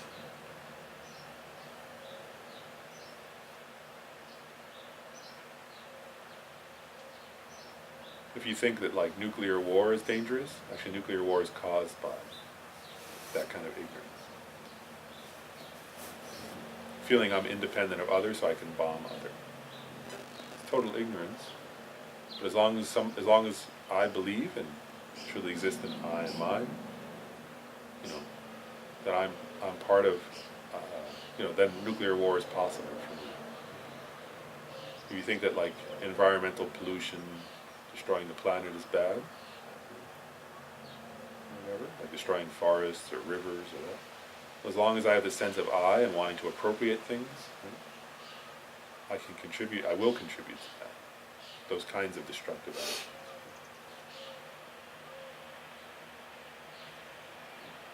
And all the destructive things that people do, as long as I believe in this truly existent I and mine, I'll eventually contribute to those things unless I overcome ignorance. Because all the bad things people do arise from that kind of ignorance. So you can see this now in your own experience, right? You can see the connection.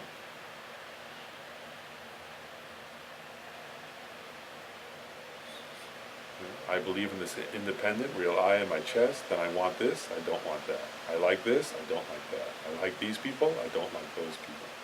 I like this kind of person, I don't like that kind of person. I want this kind of stuff, I don't want that kind of stuff.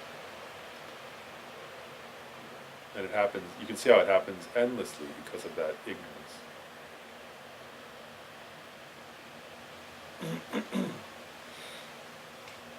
Just for a few minutes, let's meditate quietly. Just really focusing on that first link of ignorance and generating a strong aspiration to be liberated from that. Really target your contemplation. Seeing, wow, that's the enemy. I found it. The cause of all the 12 links, the cause of all samsaric suffering, is very precisely this ignorance grasping of the truly existent I and mind. I recognize it, and I understand that I could be liberated from samsara. Right? The 12 links is an incredible gift because it teaches you I could be liberated. All I have to do is practice the 3 higher trainings in order to destroy that link of ignorance. I can be totally liberated. So contemplate like that, giving rise to an aspiration, the wish of renunciation, the wish to practice the 3 higher trainings in order to destroy the link of ignorance and liberate yourself. And liberate others from being harmed by you also. Because if you don't do that, first of all, you'll suffer endlessly.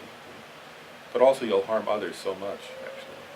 Through your, even if you wish not to, right? If you're under the control of ignorance, then you will. You will eventually harm others, actually. But if you destroy it, then you become peaceful. Then you practice true non-harming, true non-violence. True compassion for yourself and for others.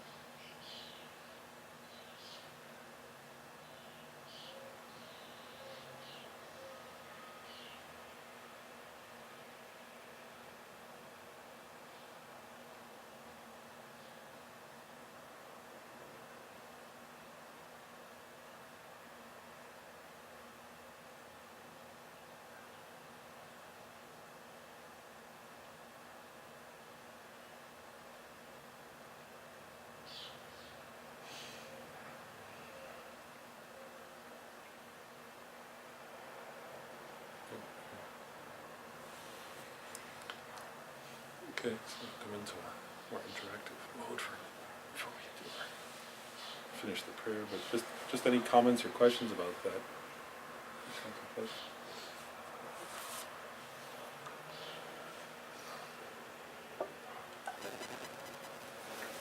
Just make sure people get you get the sense of like the difference between like the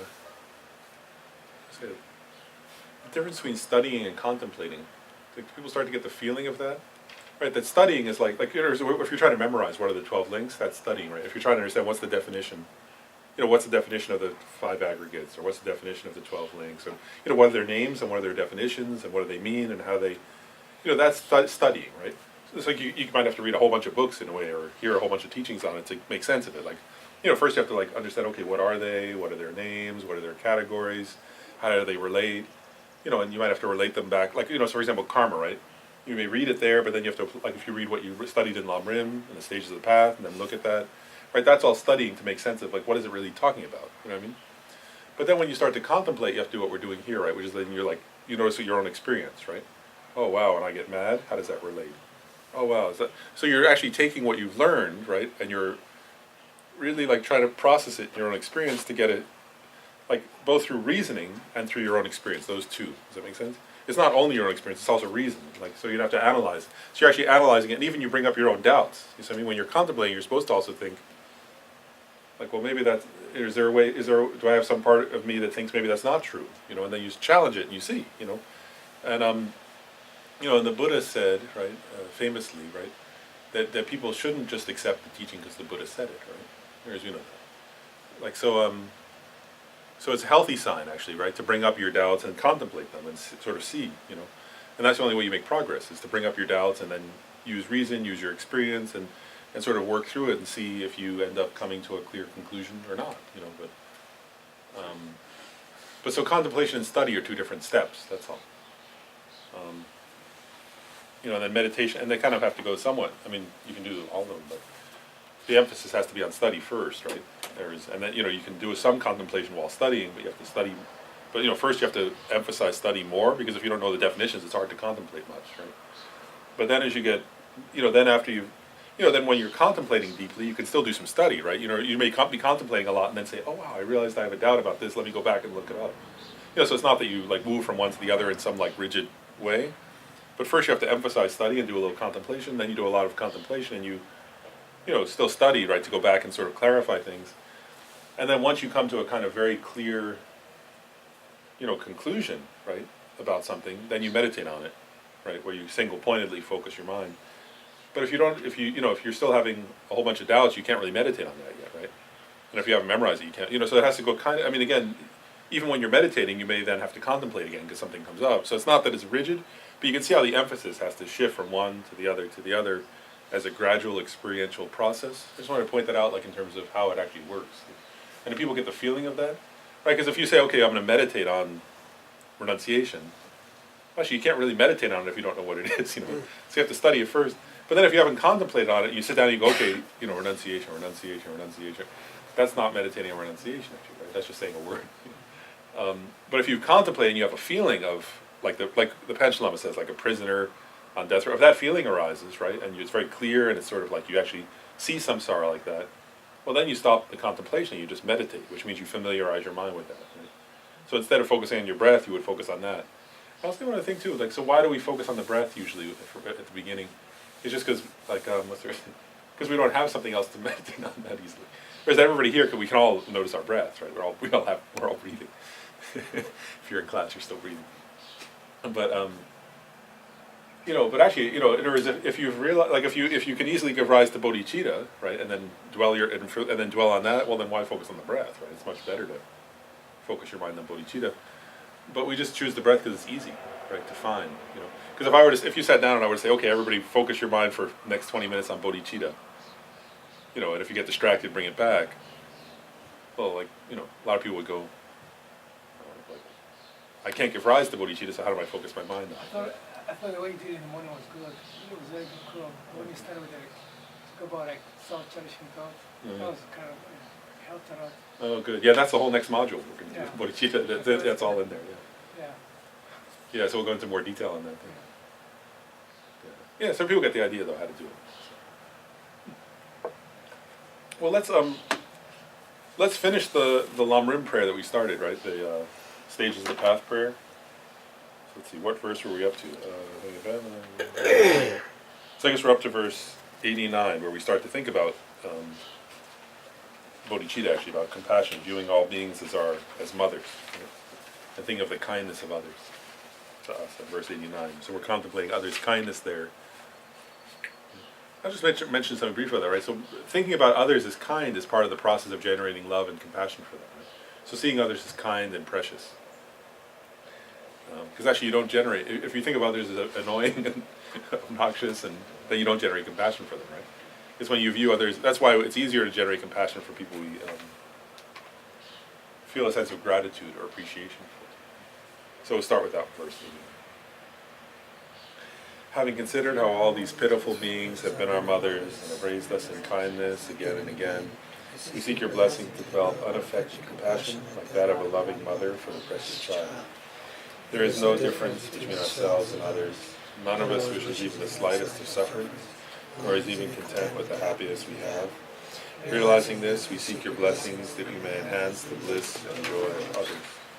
This chronic disease of cherishing ourselves is the cause giving rise to our unsought suffering. Perceiving this, we seek your blessings to blame, begrudge, and destroy the monstrous demon of selfishness. The mind that cherishes all mother beings and secures them in bliss is the gateway leading to infinite virtue. Seeing this, we seek your blessings to cherish these beings more than our lives, even should they rise up as our enemies. In brief, infantile beings labor only for their own end, while Buddhas work solely for the welfare of others. The mind understanding the distinctions between the families of one and the advantages of the other, seek your blessings to enable us to equalize and exchange ourselves for others. Since cherishing ourselves is the doorway to all torment, while cherishing our mothers is the foundation of all that is good, we seek your blessings to make our core practice the yoga of exchanging self for others. And thus, O venerable and compassionate gurus, we seek your blessings that all karmic debts, obstacles, and sufferings may without exception ripen upon us right now, and that we may give our happiness and virtue to others, and thereby invest all means in others. And thus, O venerable and compassionate gurus, we seek your blessings that all karmic debts, obstacles, and sufferings of other beings may without exception ripen upon us right now. We may give our happiness and virtue to others, and thereby invest all means in bliss. And thus, O venerable and compassionate gurus, seek your blessings that all karmic debts, obstacles, and sufferings of other beings may without exception ripen upon us right now. We may give our happiness and virtue to others, and thereby invest all means in bliss.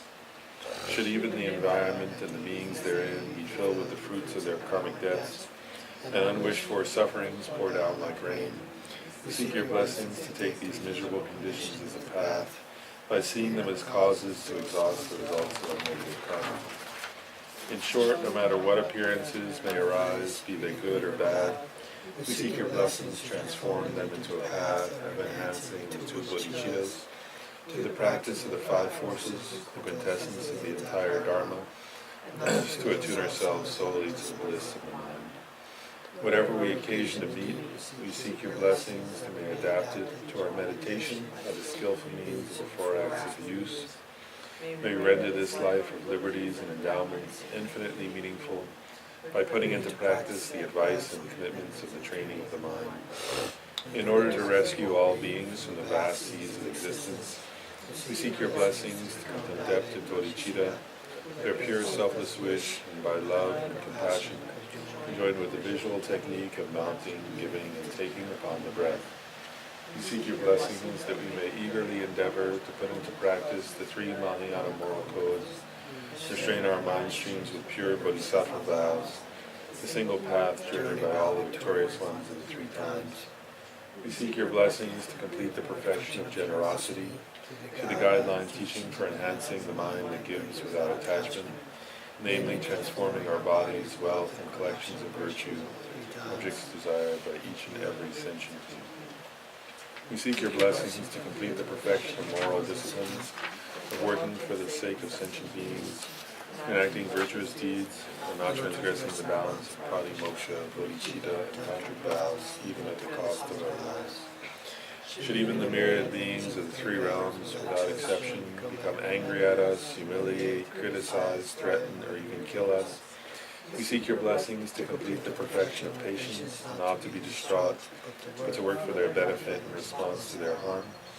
Even if we must remain for an ocean of eons in the fiery hells of Avicii, sake of one sentient being alone, we seek your blessings to complete the perfection of joyous effort, to strive with compassion for supreme enlightenment and not be discouraged. Having abandoned the faults of dullness, agitation, and mental wandering, we seek your blessings to complete the perfection of meditative concentration, to the samadhi of single-pointed placement upon the nature of reality, which is that all things are void of true existence.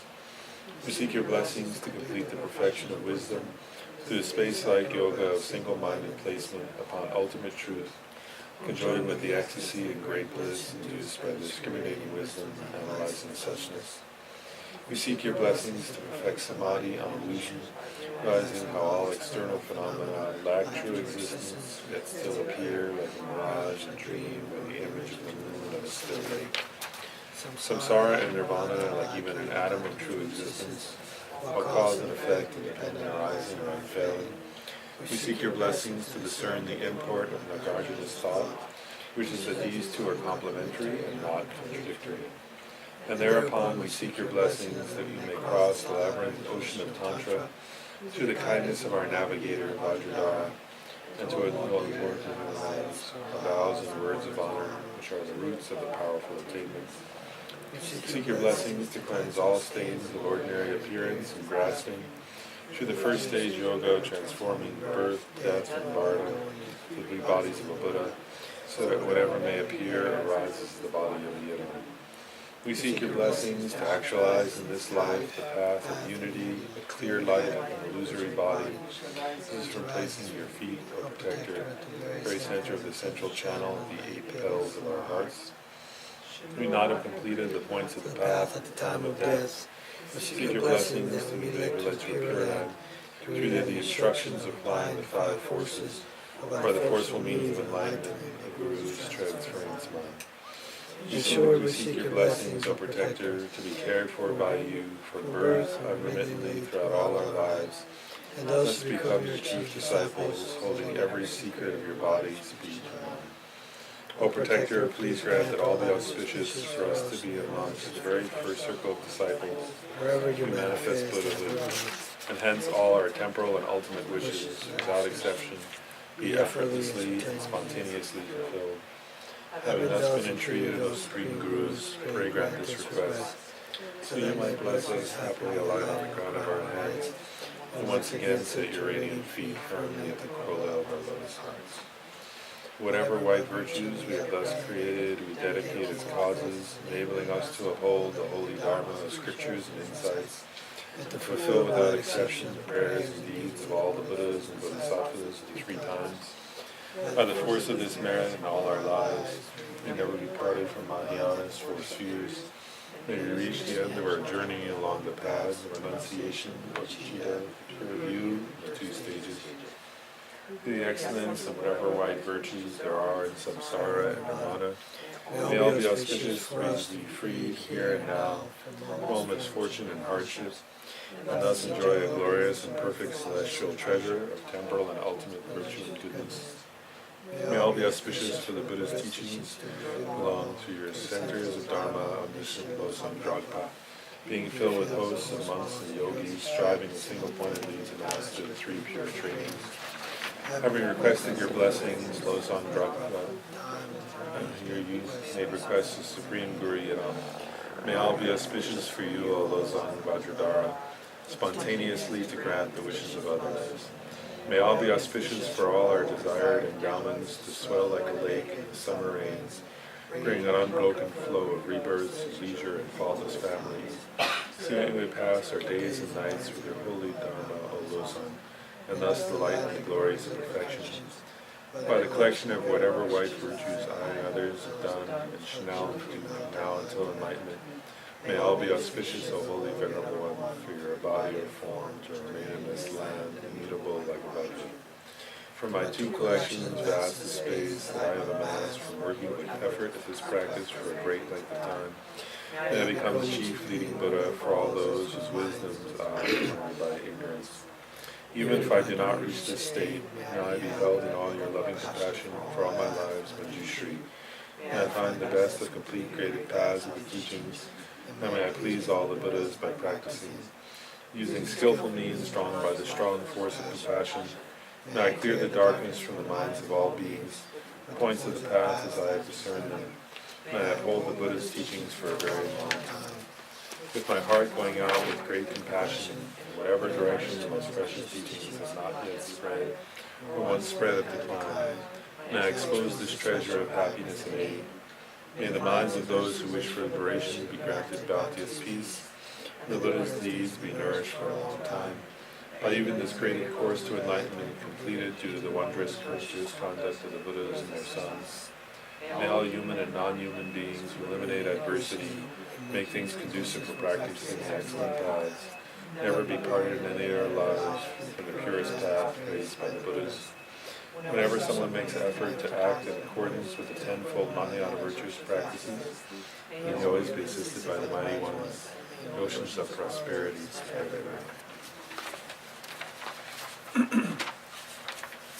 So I just wanted to suggest that we do a couple other things. Like one is to practice together for a few minutes rejoicing. I wanted to suggest today, since it's Sakadawa, right, the anniversary of the Buddha's birth, enlightenment, and parinirvana. So I want to suggest a couple of things. One, first is to rejoice in our own virtuous deeds, right? Since the power of virtuous deeds is increased many millions of times today. Right. Then, so to think about, first of all the virtuous things you've done today. Like, just traveling here, right? To practice together the Buddha's teachings is virtuous action. Because you're motivated, right, by some wish either to have a better future rebirth or to achieve liberation or to be a benefit to all sentient beings by becoming enlightened. And so just traveling here is virtuous. And helping to make offerings, reciting the Sutra of Golden Light, practicing the Guru Puja, then meditating on the teachings of the Buddha together, to the best of our ability. And practicing, and also everybody goes quite kind, gentle, pleasant with each other, while trying to practice something to be a benefit to others. We meditate on bodhicitta, meditate on the 12 links, 3 types of suffering, and so on. While also doing other practices. So on this very holy day, to have spent hours doing that, and we could have just been doing something else. But for sure, that's something to rejoice in. So to really try to think and feel how wonderful, how marvelous, how excellent. Set up causes that will lead to amazing results. Like the causes that you set up today will lead to. Actually, since you meditate on bodhicitta, actually they'll result in, enlighten your own Buddhahood someday. So, and by the way, right, you also created causes for your own liberation, your own future good rebirths, but especially you've created causes to become enlightened, fully enlightened Buddha, by thinking about and generating bodhicitta motivation, and then by doing practices to benefit others, like reciting the sutra. So it's so much to rejoice in, right? Because then by virtue of that, right, you yourself will become liberated from samsara, which is excellent. And then you'll be able to help so many, millions, actually countless other beings when you become, the higher you progress on the path, then the more you can help others, the more effective you'll be. So the long-term results are so wonderful, actually. Right? So if we rejoice in that, then those results increase, actually. So really feeling like rejoicing in both the actions themselves, because they were done with compassion, And they're rejoicing in the good results that they'll bring for others, especially, and also for ourselves. So how wonderful. And also we can rejoice in each other's virtuous deeds today, right?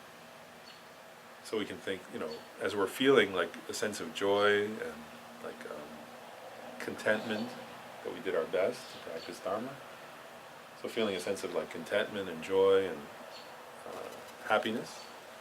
Then also we can think of the other people here and think how wonderful also that they, made effort, right? To practice virtue, to practice the path. Could easily just be doing something else. So really having a sense of joy in each other's virtuous actions also.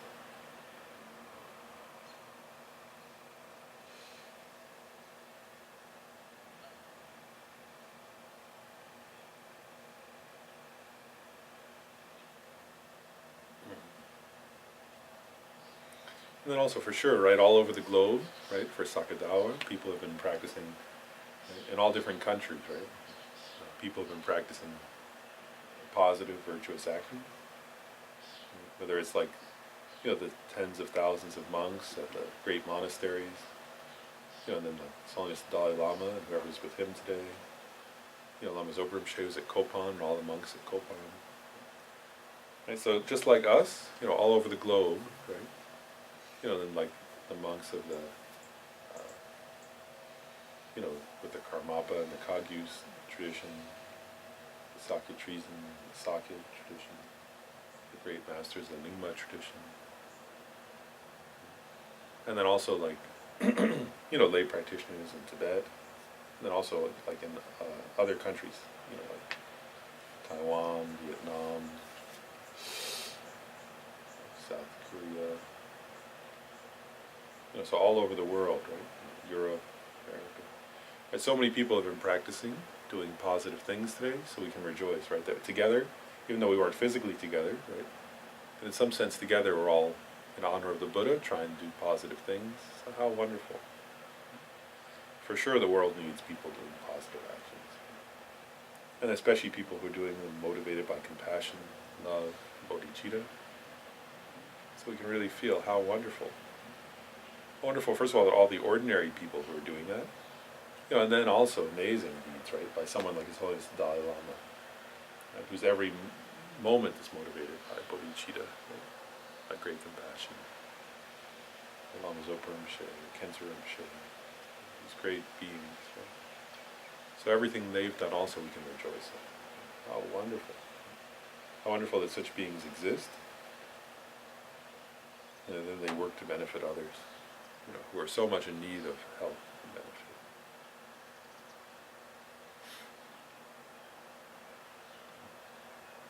And then one other rejoicing I just wanted to do together, just because since this is that day, is also to rejoice in, just for a few moments together in the deeds of the Buddha, Shakyamuni Buddha himself. So we can rejoice first of all, like in his first giving rise to bodhicitta. So maybe people know that story, right? That the Buddha, the future Buddha, right? They say he first gave rise to bodhicitta when he was actually an ordinary being, and he had been reborn in hell.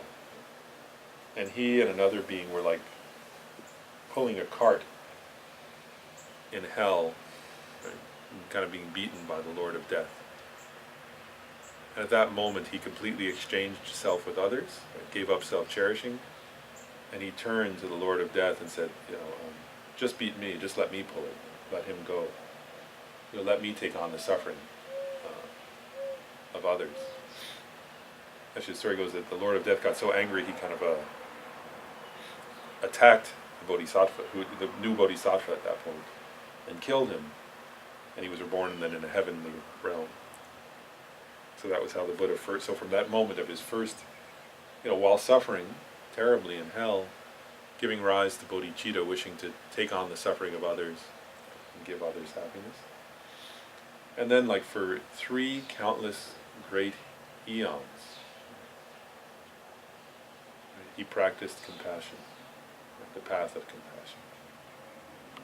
So for 3 countless great eons, he, practiced generosity, practiced patience. He did the process we're starting, right, of studying, contemplating, meditating, being ethical, being kind, being patient, being loving, doing everything for others. Right? Just in the sutra we just read, it describes, right, how in one lifetime, one story in that sutra, Golden Light, right, he gave his body, there was a tigress who was starving, was about to eat her 5 cubs, he gave her his body. Isn't this story where he taught, like, right, he gave water to the fish that were going to be drowned? Right? He gave them water and gave them food and then read Dharma to them and said the names of the bodhisattvas to them and helped them enter the path to enlightenment. So over countless great eons, which are like, billions and trillions of years, right? He did countless actions like that, sacrificing so many things in order to progress on the path, giving away everything, learning everything. Even though he could have achieved his own liberation, right? He would like practice one path and then go back and then learn another path, in order to understand how to liberate every different kind of being. Right? So he didn't just study for his own liberation like an easy way or a lazy way, but instead with great energy and great joyous effort. He studied and learned all the paths, right, by which beings can gain higher rebirth, liberation, and enlightenment, so that he could perfectly lead all sentient beings. To become like a perfect teacher. So he spent eons like that.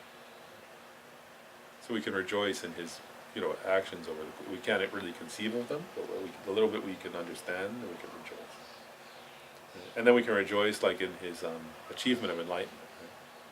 And people know the story, right? How on the night, which would have been, I guess, the equivalent of last night, right? He sat under the Bodhi tree that day before, and then that night, Mara, like the Lord of, kind of like a Sanskrit, and the Indian kind of equivalent of like almost like a Satan, right? Came and tried to distract him and tempt him, and attacked him. And that story where the Buddha, like when Mara's army attacked, that the Buddha entered the concentration on infinite love, right? And then the arrows that they shot at him turned to flowers that rained at his feet. So the point there is that the Buddha didn't overcome others with violence. His power is the power of love. His power is the power of compassion. That's the point. And so he became that kind of a being. And then for like 40-something years, he taught. And they say that still he manifests infinitely to benefit infinite beings. So we can rejoice in that kind of state, right, in which one can manifest limitlessly to benefit others and lead others skillfully and perfectly. So there's so much to rejoice in.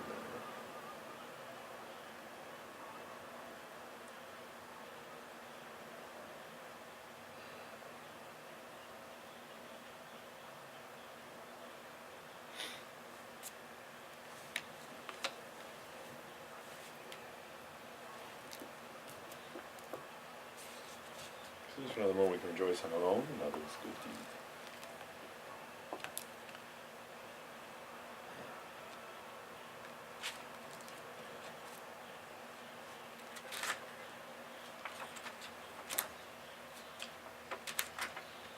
Then we can do like a little bit of a dedication, a final dedication of merit. So that's why I give out these books, the golden books with a spiral binding. I think everybody has it, right? It's called Essential Buddhist Prayers, Volume 1. And let's, I just want to do a few, because, to dedicate it, like from today, but also from this whole module, we can dedicate our merit. So if you have that book, let's start at page 246, which is just a little dedication from Shantideva's Guide to the Bodhisattvas. So page 246. May all beings everywhere, plagued by sufferings of body and mind, obtain an ocean of happiness and joy by virtue of my merits. May no living creature suffer, commit evil, or ever fall ill. May no one be afraid or belittled with a mind weighed down by depression. May the blind see forms, the deaf hear sounds. May those whose bodies are worn with toil be restored on finding repose. May the naked find clothing, the hungry find food, and the thirsty find water, delicious drinks. May the poor find wealth, and those weak with sorrow find joy. May the forlorn find hope, constant happiness, and prosperity. May there be timely rains and bountiful harvests. May all medicines be effective, and all wholesome prayers bear fruit. May all who are sick and ill quickly be freed from their ailments. May whatever diseases there are in the world, may they never occur again. May the frightened cease to be afraid, and those bound be freed. May the powerless find power. May people think of benefiting each other. For as long as space remains, as long as sentient beings remain, until then, may I too remain to dispel the mysteries of the world. And let's read that, just that last verse again, right? That's the Dalai Lama's favorite dedication. For as long as space remains, for as long as sentient beings remain, until then, may I too remain to dispel the miseries of the world. And then let's just do, let's turn to page like 235. We'll just read those first 5 dedication verses together. So, due to the merits of these virtuous actions, may I quickly attain the state of a Guru Buddha and lead all living beings without exception to that enlightened state. May the supreme jewel of bodhicitta that has not arisen arise and grow. May that which has arisen not diminish, but increase more and more. Just as the brave Manjushri and Samantabhadra too realize things as they are, I do dedicate all these merits in the best way, and I may follow their perfect example. I dedicate these words of virtue with the dedication praised as the best by victorious ones thus gone the 3 times, that I may perform good works. I dedicate whatever virtues I have ever collected for the benefit of the teachings and of all sentient beings, in particular for the essential teachings of the perfect pure Losang Dragpa.